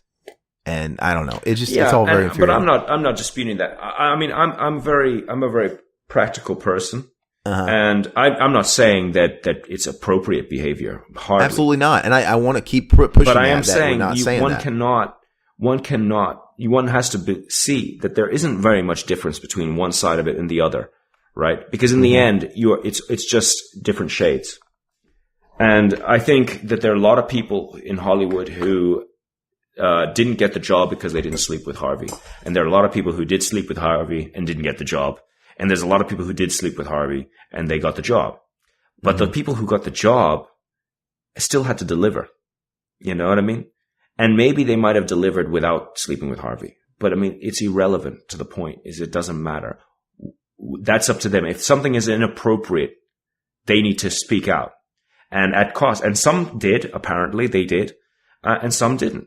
And he had lots of power and money. But then again, that could be the same with politics. If you don't like the way your political leaders are behaving, what can you do exactly? If you're not happy with the president, what can you do? Exactly. You're going to go in there and say, well, I don't like the way he does this. I don't like the way he talks to women. So a lot of people don't. And guess what? He's still the president. He's still there. And none of the complaining or bitching and moaning has changed a damn thing. Man. And even though, what I'm saying is one has to look higher for the example. If the political system is rotten through and through with this kind of behavior, why should the entertainment system be any different? And why should business be any different? I mean, we are getting, we live by example. And it's completely throughout the entire society. So the only way to change is to completely, we gotta kill the rich, basically. Well, on one hand, on that note, what we need to do is start from scratch. And unfortunately, people don't like to start from scratch. Oh, no, seriously. On that note, that's been burning my tongue. Zach, I think I've told you this too. There's some sort of gratification on one end to watch Hollywood eat their own and just kind of like implode. Because here's the thing. I'm passionate about creativity. I'm passionate about art. I'm passionate about film. But on the flip side, I fucking hate the industry. Absolutely hate Hollywood. I hate everything that it stands for. Call me that guy. If you want to call me that conservative that says, fuck you, I don't want to hear your opinion, Meryl Streep. I just don't think it matters. And it's just gotten so cluttered with the output. I mean, they're not even putting out good shit. And just this holier than thou level and platform that they're all put on. I hate celebrity culture. I fucking hate it so much. I see famous people I could give two shits. I'm going to talk to them just like I talk to you. I talk to Zach. I talk to my neighbor. If they're nice to me, I'm nice back to them. I'm not going to fawn over anybody. I don't believe in autographs. Dude, people fucking make money signing fucking shit for people that paid for their movies. Fuck that. Yeah. I got so many friends who do that as well. So, but look, if it is what it is, I mean, we pay for it. We find a market for it. Yeah, it's ridiculous, but it needs to start over. I wish Hollywood would completely start over. I wish the indie scene would thrive. Hollywood just needs to go away and we need to start from the ground up. It needs to go away. I would not care if tomorrow none of those people, I hope they invested well. I wouldn't care if Meryl Streep didn't have a career anymore. She was no longer in any movies. It needs to all be wiped clean. Seriously. Sure. But dude, it's celebrity culture. Dude, this fucking Kardashian culture bullshit has ruined the modern generation. But look at her, for example, right? What did she do exactly? I mean, I still haven't figured out what she did, that she got all this celebrity. Now, she's used this platform she obtained from nothing to build businesses and brands. So I guess good on her for that. Yeah, but fine. But like I said, what has she done? Nothing. She was the daughter of the fucking guy that defended O.J. Simpson. Okay. So basically she's essentially Paris Hilton. Yeah. Except I think Paris Hilton was on some TV shows or something. So probably she's a bit less than Paris Hilton, actually. No, same thing. They were both on reality shows. Same. Right. Reality show host. So basically, fuck all. Yeah. So fair play. She's turned that into a business. She ain't stupid. She married the right guy, and she made a massive business selling whatever it is that she sells. But my point is that is bullshit, because she wasn't selling her talent. Mm-hmm. She wasn't selling anything she created. No, she was monetizing what exactly? I'm not exactly sure. Children are looking up to the wrong things. You know what? I mean, it sounds cliche, but dude, you could I have no problem with you admiring someone like Kylie Jenner for her lip gloss line and all that shit. That's fine. If they have entrepreneurship in their blood, you can admire that stuff. But I'm sorry, these people are not the heroes, man. Your local doctor, heart surgeon, that's a hero. Your local vet. You're the people that went to war. These people are heroes. These people are making a difference. Your parents, they should be your heroes. But people are romanticizing this Instagram culture where you have all these celebrities. Everybody's like imitating celebrities now. Have you noticed that? Before Instagram and all this stuff, we never had that. They were kind of on this one plane. Now everybody wants to be fucking Kim Kardashian. Listen, you go on Instagram right now and you see all these girls that want to be fucking models. They all think they're models. No, they want to be models. I gotta be honest with you. When I go to Instagram, I start feeling pretty mediocre because I mean everybody just seems to have a much better camera, and it's than a I fucking do. it's a fake. Because everybody seems to be so much better looking than me. Look, it's a facade, and celebrities are not contributing to it. There was a story. I remember there was a story where you know that guy Bow Wow, Lil Bow Wow, Zach. You know Lil Bow Wow. Mm-hmm. He got called out because he was going to some taping. He was going to New York because he was like hosting some MTV thing or whatever, and he took a picture of himself like on the plane up close, and then he took another shot of a private jet. Like, okay, I'm going to ride my private jet like he's a big baller, or as he might say. But then someone called him out who was on his flight. It was a commercial flight, and they took a picture of him. Like, fuck that guy. And they also found the original source picture he took. He took an already old picture on Google of somebody's private jet and put it up on Instagram. I got caught doing that. Like that was his lifestyle. And then a close-up of him on the plane. And they're like, this guy's fronting because they all feel like they got to keep up and they got to have this image. I'm like, what are you teaching kids? Like you're nothing if you don't have a private jet. You don't even have a fucking private jet yourself. This is so stupid. And everybody on Instagram thinks they're a model. And I'm so sick of it, dude. Yeah, you find a lot of pretty girls. Yeah, they might be attractive. They got a whole bunch of fucking filters on their ass too. I know people. I know people in real life that have Instagrams and they do that whole thing and they look like models and shit on their Facebook. In real life, man, they got fucking pock marks. They got fucking bad acne. They're real people, for fuck's sake. And these people, how pompous do you have to be? You're going to show your ass and your tits. Sorry for my language. Whatever. You're going to show yourself on these things. And then you're going to put your number for business inquiries. Call this number. Like, who the fuck do you think you are? I mean, go do something with your life. You're not the first one. You got a million people on Instagram trying to show their ass to get attention. It's just, I'm sorry. You got a better chance doing something else. Use your brain. It's not attractive. It's pompous. And we live in this era now. Another thing too, dude, the sugar daddy culture. Oh my God. I don't know how big that is in Europe, Randall, but it's just gotten crazy with the girls that are like 18 to mid 20s. It's become this thing. It's part of the culture too. I need someone to spoil me. I need this, big cars. Because you go on Instagram, what is it? It's a bunch of 18, 19-year-old, 20-year-olds with all these fancy clothes and fucking shit. Because the guys buy them whatever they want. And then other girls coming out of high school think, well, my friend, she has a sugar daddy that, pays for her shit. I need one too. And they all want it. Dude, I live in what I think to be one of the sugar capitals of the country. Outside of Miami, LA, you have Scottsdale, Arizona. You have this whole area. And it's just what people do. Go into Scottsdale, which it's posh. It's kind of where old LA porn stars go to retire, in Scottsdale. And dude, it's big fake boob plastic surgery capital of the state.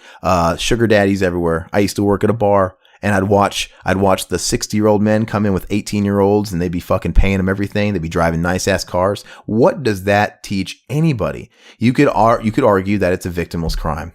Really, you could argue that whatever, they're both kind of in this thing together. Who's it hurting? I don't know. The only thing it's hurting is just fucking society and culture. It's just like, I fear for when I have kids and I don't want them to have these. I mean, it just means that we're going to have to parent our children better.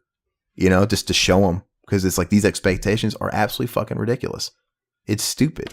Mm-hmm. I've went out with girls before. I went out on a date one time. I was actually it was my first year here. I went out with this girl, that I had met at the bar I was working at part time. And literally, do you know what this person asked me, in the middle of the hangout? They asked me, will you buy me a gift card? I'm like, okay, I'll entertain this. Like, what gift card? And it was just like one of her favorite stores. I'm like, first of all, this is our first date, or we're hanging out or whatever. I mean, I've known you a little bit, but this is our first like date. Why would you ask me that? It's not that I don't have the money. It's not that I'm a cheapskate or anything of that stuff, but why would I sit there and buy you a $200 gift card because you asked me to? And this person had a job. No, they didn't want to spend, I want to spend Red's money. They don't want to spend their money. I don't find that attractive at all. Suffice to say, the date was over.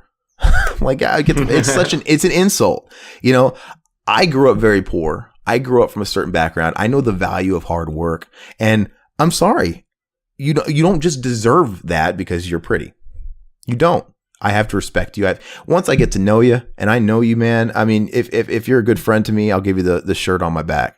I love to be that guy, man. I'll take you out for drink. I'll take you out for dinner, all that stuff. But don't come up to me as somebody that is not in need and pout your lips and ask me for fucking money or some kind of bauble when you are able-bodied and might even have a job yourself. Fuck off. It makes no sense to me. And I just don't find that attractive. I find independency, people that are independent, that's attractive. And those are the people that I'll fucking take my shirt off for. Well, you can take that however you want. I mean, give the shirt off my back for, right? You know what I'm trying to say? Do I sound like, in this era, that makes me sound like a chauvinistic pig. It really does. But like, no, man, call me old fashioned. I can be old fashioned and have those certain morals and traditions and also not be a racist, because I'm none of those things either. I just value myself, man. People want to tout around all the time, have respect for yourself, value yourself. That's great, man. It needs to go back the other way around. It's just ridiculous. I don't know. I just don't. I'm glad I'm the age I am. I'm glad I'm the age I am. I'm glad I was born in the year I was. I wouldn't want to be somebody in this era. I wouldn't want to be somebody that's younger, 10 years younger at all. And I'm not saying none of them don't work hard. Not all. Of course, there's ambitious young people. There's people with their head on straight. But there's a lot more people that, I don't know, that live in their fucking parents' basement until they're 30. They're making excuses. People talk about the economy. People talk about a lack of jobs. I'm not putting a flashlight on anybody, but some people really abuse it. It's like, go out and do something with your life, man. Don't blame other people is what I'm saying. Oh, I can't find a job. I can't do this. Oh, school's really expensive. My ass, man. I was in school working 2 jobs, living on my own ever since I was 17. I'm not saying there's anything wrong with that. I get it. School's expensive and there's all kinds of expenses. It's okay if you got family that helps you out or you want to live. That's fine. But don't be fake about what it is. Don't act like it's because of a struggle. Don't act like because you can't do something about it. Don't play the fucking victim. Am I rambling at this point? I stopped listening. What'd you say? I'm joking. You ain't rambling, dude. It's the funny thing is, it's the last few hours here before like New Year's, and here we are, like a bunch of old people bitching about the young. It's awesome. Thank you for reining it in. I can't agree with you. I don't care about our culture. It could go down the toilet for all I care. Well, I mean, keep sucking those old guy dicks if you want. Okay, yeah, you're right, man. I'm gonna say amen to that. That's keep sucking on them old man dicks. Oh, brilliant! I felt like we turned on to full on politically incorrect with Bill Maher. Or something. Oh yeah. So basically, none of this can ever be posted because like you're gonna get a whole lot of hate, man. None of us are gonna bring it, man. For me personally, you've got the biggest thing to worry about. You're putting out a movie. Yeah, not anymore. I was putting out a movie. In my opinion, nobody says any. Dude, I think that you can not like somebody for their opinion, but I don't think you can ever not respect honesty. I'm not going to be a phony. That's what I don't like. I don't want people to be fucking fake. It's funny now because as you say, people get destroyed for saying the most trivial shit.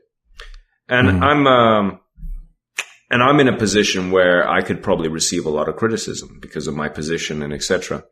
But the thing is, at the same time, I mean, we're all discussing thing here. There's no statements. I'm prepared to completely swallow everything I just said and backstep if given an appropriate argument. Mm-hmm. And I'll say that again. I'm prepared to retract everything I just said during this interview if someone can counter me with something that I would deem a good argument. But the truth be told, I'm not convinced that can happen, because what I see nowadays is this: people use feelings as an argument, and feelings I don't give two shits about, excuse me. But, give me some facts, give me some alternative perspective, but feelings is not a perspective.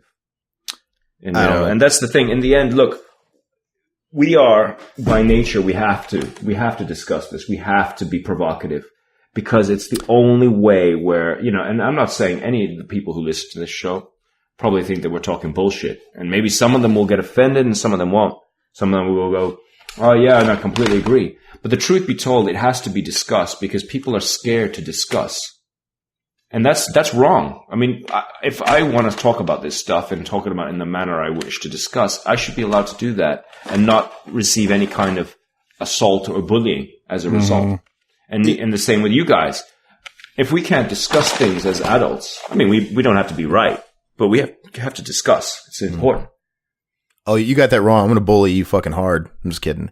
No, Zach, is that not one of the themes that I've already presented on the show? Like, basically that communication and conversation is never a bad thing. It's not a bad thing. There's nothing wrong with talking. Because, case in point, man.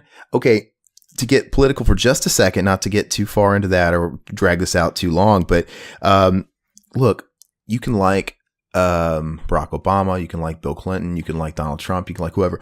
The fact of the matter is, someone like Donald Trump got elected because people just wanted something different. That part of the demographic wanted something different. I don't think they cared what it was. They just wanted, it was just different. That's really all it was.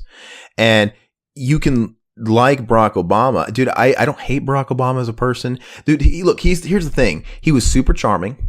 He came on, he smiled, he told everybody little jokes, he hung out with celebrities. He was what people wanted to see, young people wanted to see. He came out with a smile on his face and said everything was okay, and then went back into his hole, where all the crooked shit, happens behind the curtains until the next State of the Union address comes out where he says everything's okay.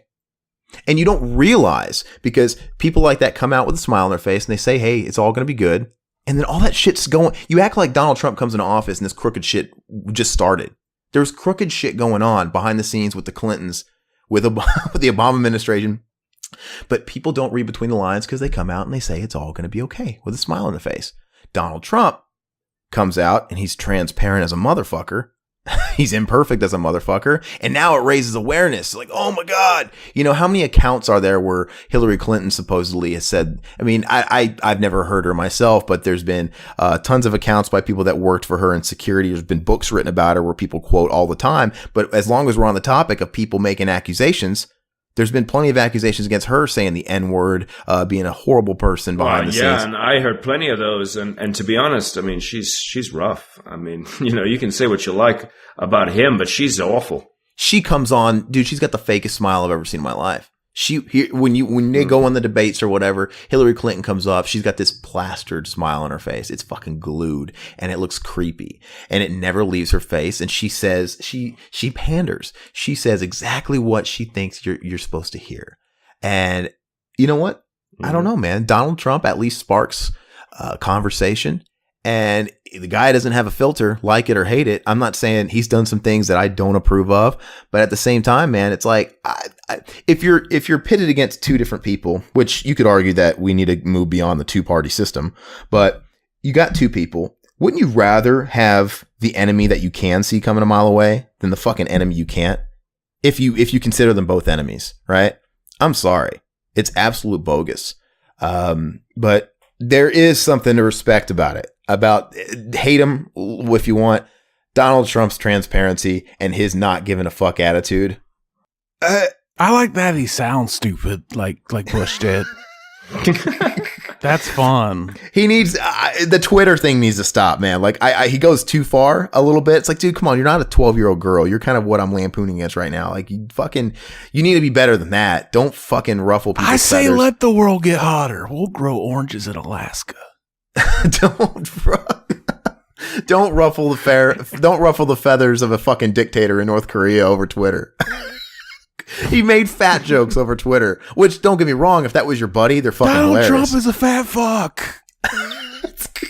But it's funny though. But I'm saying, yeah, but that's not good at all. But I mean, but on one point, Donald Trump is the first true Twitter president. Yeah, I know Twitter came out midway through Obama's term, but he is the first president where social media and Twitter is in full effect. So if you were to go back in time when Nixon was around, he would have had Twitter, you know? Mm-hmm. He would have had Twitter. How many of the presidents in the past would have taken advantage of that forum and maybe would have said some shit? Think about it. Donald Trump's not special. Everybody gets in trouble with social media because it's easy to reach a bunch of people. People get drunk. They take stuff. People say shit all the time that gets them in trouble and gets backlash because we have a Twitter account. We have Facebook. So I just think it's a society thing. And I think maybe we'll learn over time, but who knows, man. Abraham Lincoln might have said some shit on Twitter too. He was a great guy, obviously, but he might have said some shit that, ruffled the feathers the wrong way. You don't know. Anyway, I don't know. Whew, I'm exhausted. Fuck, man. God, were you that boring? You're exhausted. No, it just took a turn, man. We got, no, I'm not like that. It was a great conversation. I love talking about that stuff, man, because it gets me so heated and passionate. And I could feel it in you too, Randal. Well, the thing is, right? I'm one of these guys who has to repress it all the time because I'm surrounded by people who I'm a little bit provocative. Yeah. And I admit that I am. And I also like to trigger people. I'm sorry. I have a lot of fun triggering people. It amuses me. But you know what? I'm going to say this. I think it's all stupid, man. I don't care if you're on the left or you're the right. There's stupid people on both sides, and it's dumb. I've never once called people a snowflake. I'm not going to fucking jump on that bandwagon either. It's stupid, man. We're all people. We're all in this together. We all got to get along. Let's fucking work through it. Well, dude, when that... My thing is that I'm just not happy. You know what I mean? I ain't content. I ain't content with politics. I ain't content with the way the film industry is working. I am reasonably content with music. I'm not gonna lie. This last couple of years has been all right. I've been getting some decent records coming out. But for the large part, I ain't content. I ain't content on the rules. I ain't content on society. I ain't content that I don't look as good at Instagram as all the other people. Don't worry, man. Instagram it's all broken. fake. I'm sure you do. Right? I'm not content. So, and here we are, we're discussing all this stuff and like Trump is a very big one. People are upset with him. I mean, I would still say that I'd rather have him than her. Yeah. Oh, me too. I know that's an unpopular statement. I don't care. I don't care who knows that, dude. Okay. When you meet new people in the era of Trump, one of the first things they ask you is, who'd you vote for? And I don't shy. I don't lie. At first, when it was all about but you see, that's the problem, right? A lot of people feel that they can't be honest. When it was the primaries, before the general election happened, and it was Clinton and fucking Trump down to the wire, people would ask. It became like a witch hunt. These people that are liberal were exactly the opposite of what they were supposed to be preaching. None of them were liberal. None of them were. It was ridiculous. I worked in a place of business where you shouldn't, probably get too heavy into that kind of conversation. And people were so outraged about Trump. And these are people, mind you, dude, some of these people weren't even fucking alive in the Bush administration or fucking, it's ridiculous. Like, you don't know anything. Like, these are 18, 19, 20-year-olds. Like, what the fuck do you know? And they'll act like they're so enraged. Why? Because Twitter's enraged. Twitter says you gotta fucking love Bernie Sanders and hate Donald Trump. And they'd come to work or they'd come to the office place and they'd spit their vitriol at you and they'd want to know who you voted for. And then at first, during those days of post primaries, I would just plead the fifth. Like, I'm not going to talk about that. But if you say that, oh my God, that means you voted for Trump, right? Yeah. That's what it means. Of course. That's what it means. Like, well, wait, so like I if said, I'm not for you, I'm against you? Is that what the fuck you're saying? And then I got to a point where I started just saying it. Like, look, I voted for Donald Trump. If you want to hear out my reasons, I'll tell you. If not, I don't care. It's fine. You can hate me if you want. But then, because I don't care, man. I don't care who you voted for. I literally, if I hated everybody that didn't vote who I vote for, I wouldn't have any friends, man. Seriously. And if you don't like Donald Trump, then, well, in a few years, get up off your ass, go vote for the other person. Because the fact of the matter is, you had a lot of fucking Bernie Sanders hippies who didn't go out on primary voting day because they were fucking too high from the bong they were ripping that morning. Because, in their fucking mom's basement. And I'm not for, people love blaming and people love making excuses. I mean, look, the fact of the matter is get a better fucking guy. Because there were two options. There was him or her. He was the only one that could beat her. The same thing happened a bit in Europe here as well. Like, obviously there was France that had the problems with Le Pen and Macron. There was also the problems, the UK had this whole thing with Brexit. Brexit. We have sort of all around us just a huge amount of donuts, dude. I'm not going to lie. The donuts have taken over the world because there's no political representation at the moment that anyone's happy with. Literally, like the UK, terrible. Mm-hmm. France, nobody's happy. America, it's 50-50, I think. Is anyone actually happy? I don't think anyone's actually happy. Some people voted, but are like, getting what they wanted, and other people are getting what they do want, but they're still probably not that happy. My favorite is the people that remind you that, I didn't vote, or they'll complain, look, I didn't vote. Like, why would I vote? Like, man, shut the fuck up. Good point. You don't want to vote, then don't have an opinion. Exactly. And that's like a grandfather's opinion. That's like an old man mentality. I think people would argue with that today, but I do agree. I follow the George Carlin law. What is that?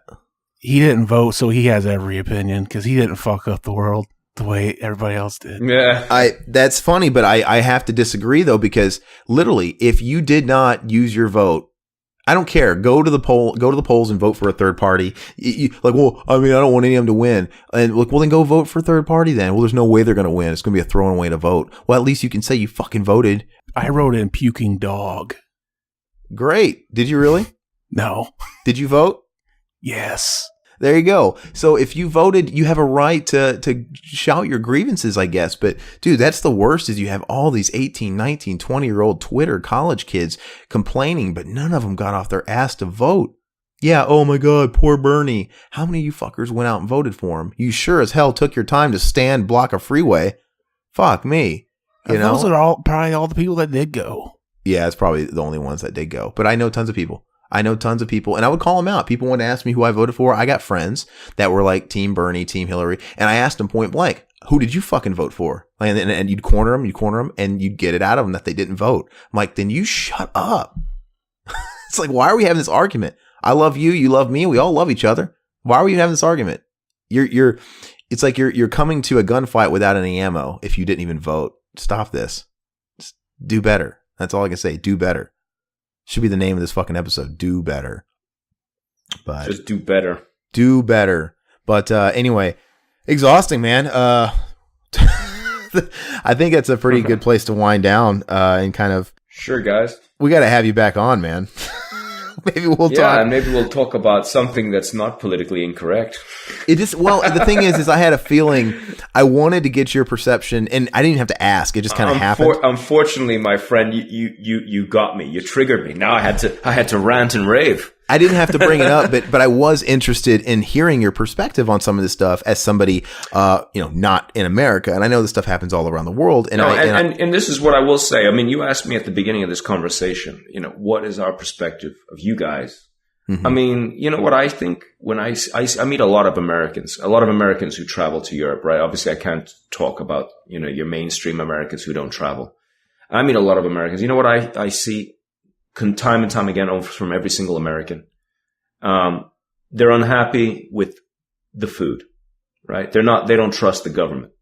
They don't trust the FDA. They don't trust this. They're scared. People are scared. They don't have any prospects. They don't feel that, they get old, they get sick. They're in trouble, right? So there's this impending doom with all Americans that I meet, right? And that's what I really see. And that's what I think most Europeans see in Americans. They're very scared.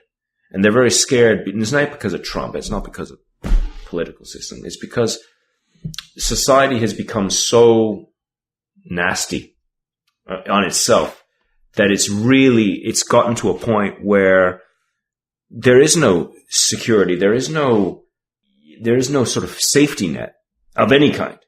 I met a woman who, she's got a good job, but she said the moment she gets sick, she'll be broke. She'll be in the street. I'm like, that's pretty fucked up, dude. You know what I mean? She works, she's got a company car she's doing, but she said the moment I get sick, that's the end. I'll have whatever's in my bank account and then I'll be on the street. And that's brutal. Like, we don't have that here. We don't. And we don't like the government, but we sort of trust some of them, sort of. But it seems like every American I meet wants to get out. They want to leave. They don't trust them. They don't like the chemicals. They don't like this. They don't like that. And they want to find a better place. It's like a mass immigration. Every American I see that comes to Ireland, they're like, oh, I'd love to be able to figure out a way I could stay here. Because here we're like, and plus you guys pay a lot of money for a lot of basic shit that we don't pay that much money for here. Like, my brother lives in Texas, right? He was talking to me about, like, he likes hummus, right? Mm-hmm. So a tub of hummus from whatever, his local supermarket, costs like $5 or something. I don't know. Maybe it's Whole Paycheck. What's that place called? Whole Foods. Whole Foods. Whole Paycheck. I don't know if it's Whole Foods or BN something or other. I don't know. So I took him to my local supermarket. Pay 70 cents for hummus, right? The same hummus that he pays $5 for. And that's what I mean. Like, it's basic shit that we have here. And that seems like you guys have to pay a premium on basic shit. If you want organic too. Yeah, but that's my point. It's like, that's basic shit, dude. I pay $4 for organic, top of the line coffee, right? It's pretty damn good. Everybody who comes here talks about my fucking coffee, right? In a Tarantino kind of way. But everybody comes here, they comment on my coffee. I'd pay $4 for it. My brother buys $12 coffee. It doesn't taste as good as mine. You know what I mean? It's like, it's imbalanced. And everybody I know seems to come here and they think, oh, like Ireland is this great paradise. But it's just because I think everybody in America is just so nervous and everything just seems to be just going to pot. You know what I mean? And so that's the perspective that we Europeans see of Americans, I think. And I hope to fuck that it gets better, because it's really not cool to have everybody so, doomy and gloomy, with that kind of perspective on the worldview. And it's sad, you know what I mean? Like, for me as a person, because I see these guys and they're my age and they talk like that, you know what I mean? Everybody's oppressed, man. We shouldn't be oppressed, but everybody's got this wedge. And you guys take a lot of pills, man. Holy shit. Yeah, I don't, but yeah, no, I know. Fucking hell, man. Dude, I refuse to take medications for things. If I go to the doctor and something, I was like, dude, they just want to throw anything down your throat. I'm like, no, I just don't do it. And I won't do it unless, obviously you could probably get me to that point if I had some like crucial fucking thing going on and I absolutely I think there's a time and place for certain types of medicines, but no, I'm not going to sit there and just shove shit in my body, Well, it's that kind of like, you get a bit of headache, you got to take something. Yeah. Rather like, than, what? No. Pain is a natural thing. You get a headache, drink a liter of water. If I get sick, if I get really sick, I'll take something. Like, but I need to be like literally on death's bed before I take anything. Because you know what? Being sick is natural. It's part of like being alive. And unless you are in excruciating pain, but let's be real here. Don't need to be a pussy about it. Like if you get a headache, go to sleep, have a shower, drink a Coke, whatever. Drink water, dude. Water. I take 20 uppers and downers every couple hours. Or you could just do what you do. Zach's doing pretty well. The problem is, like, I see, and I met this guy, and he was saying to me, he's like, he asked me what my combination was, and I thought, I thought he was talking about like Double Dragon or something. I didn't know what the hell he was talking about, and I told him I don't take anything, and he's like, nothing, and he's like, I'm the first person my age who is not on something, because he's a teacher, so everybody in his, class or whatever, all the kids are all on stuff. And I thought to myself, it's like, you couldn't, if I go in the street and I pick out 15 kids, you might find one, maybe, who might be on something, probably like asthma medicine or something. But that's about it. You're not going to see loads of people taking head medication. You know what I mean? Yeah. But then again, you guys pay $5 for hummus and we only pay 70 cents. So that will make you crazy. Yeah. No, it's dumb, man. I feel you. But I don't know. It's crazy. Hopefully we can all learn to not be so downtrodden. I have hope. I don't want to abandon my country. I'm patriotic. But on that note, I'm going to say one last thing. I'm very much looking forward to a little bit of a revival in film and in art. I think what happens in every great society is we've reached a point of peak. This happened a lot with the Romans. We got very decadent. We got very entitled. And I think what's going to happen in the future now, in a couple of years, and you're seeing it with Fox and the Disney thing, you're seeing it with government, it's going to reach a point of imploding. And we've started seeing it a little bit in Hollywood. We started seeing a little bit in politics. The next 10, 12 years is going to be very interesting because I think we're going to go through a downward spiral for a brief time. But I think you're actually going to have a bit of a renaissance that comes directly after. Absolutely. And I think independent film, independent thought, and that's going to happen very, very quickly and very aggressively. And I think that's what's going to happen. I've felt that. No. So like I could tell you it's funny because you're passionate about an industry I think is just destroyed. And I'm passionate about that stuff too. And it's destroyed. But I feel the same way. I think there is a renaissance coming. And I think people like you, people like me, we're actually at the right time. Right? Yeah. And because the truth is, you could ride that wave, man, be a part of that renaissance. And maybe we'll see Nero playing that fiddle here soon when it's all burning. Everybody has a voice now. And that's the one thing. Just because you have a voice doesn't mean you have anything good to say. And that's the big problem. Not everybody has something good to say. I also want to say too, no, it's funny, Zach, did you hear him say the name? He wants a revival. Mm-hmm. That's actually the term. I came up with the name, the Revival House, as like our umbrella for these podcasts. I want it to be a multifaceted thing. It's like Revival House can be everything. Revival House is the podcast network we're trying to build. Revival House is the name I would choose for my production company and that whole deal. I think it's perfect. It says everything because it's exactly what you said. Look at what we're talking about right now. I want to revive even like stupid film commentaries. I want to revive old school podcasting and commentaries without fucking drop ads and without having to worry about who's going to fucking shut me down or cut me off. Or I want to be able to have podcasts like this because I want to revive a little bit of free speech and a little bit of fearlessness in conversation. And I would hope to do the same thing with film. So, I mean, you hit the nail right on the head. But I love it. I think it's absolutely, it's not just, what you guys are doing is important. And that's the thing is it is free speech. And, that's the problem. People talk about this free speech.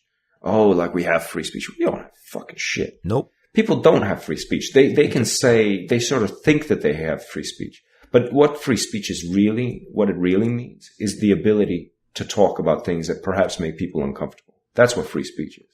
And I'm not saying that what you're doing here is making people feel uncomfortable. What you're doing here is you're getting ideas and you're putting people together and you're having discussions. And that's important. That is what real free speech is. Mm-hmm. And I would like to thank you guys for actually having me on and being able for me to have dude, I appreciate it. I appreciate it myself. I was sort of worried that undertaking something like this would be tough to get consistent guests that would be not afraid to just be transparent and be open. Right. So, I'm happy that we've been able to do that a handful of times now. So I'm looking forward to keep doing it. It doesn't mean that everybody that comes on here, we're going to talk about fucking politics. I just want to talk. No, of course not. But also that will get boring as well. Wherever it goes is wherever it goes. I don't want people to hold back. I don't want people to be afraid. There's no judgment here. I don't care. You can disagree with me. I would have loved it if we were disagreeing the whole time. That's just as good. That's fine. But yeah, no, I had something else to say too, and I kind of totally forgot about it. But no, man, I appreciate you coming on. Yeah, and what I'll do is hopefully maybe when the movies are out or etc., maybe you guys will invite me back and we can talk more about stuff, and perhaps we'll be at war with North Korea, or maybe dude, I told you, who knows. Or maybe the new Snake Plissken movie will be really awesome. I wrote a long time ago. I had this idea remember, like, I was not kidding about the Rambo thing, like a Rambo fan, like, sequel. And it was about Rambo takes on the North Korean regime, right? You know, somebody's captured behind the walls and only one man can save him. You got to drop Rambo in there. 5 miles out, he swims to shore. He sneaks in. You know, the whole tagline could be something to do with they're trying to get out. One man's crazy enough to break in. You know, it's just like, who knows, man? Maybe we need fucking Rambo, man. We need I don't know. That's a whole nother topic. I could talk all day long about North Korea. I'm fascinated. I watch a lot of documentaries on the North Korean regime.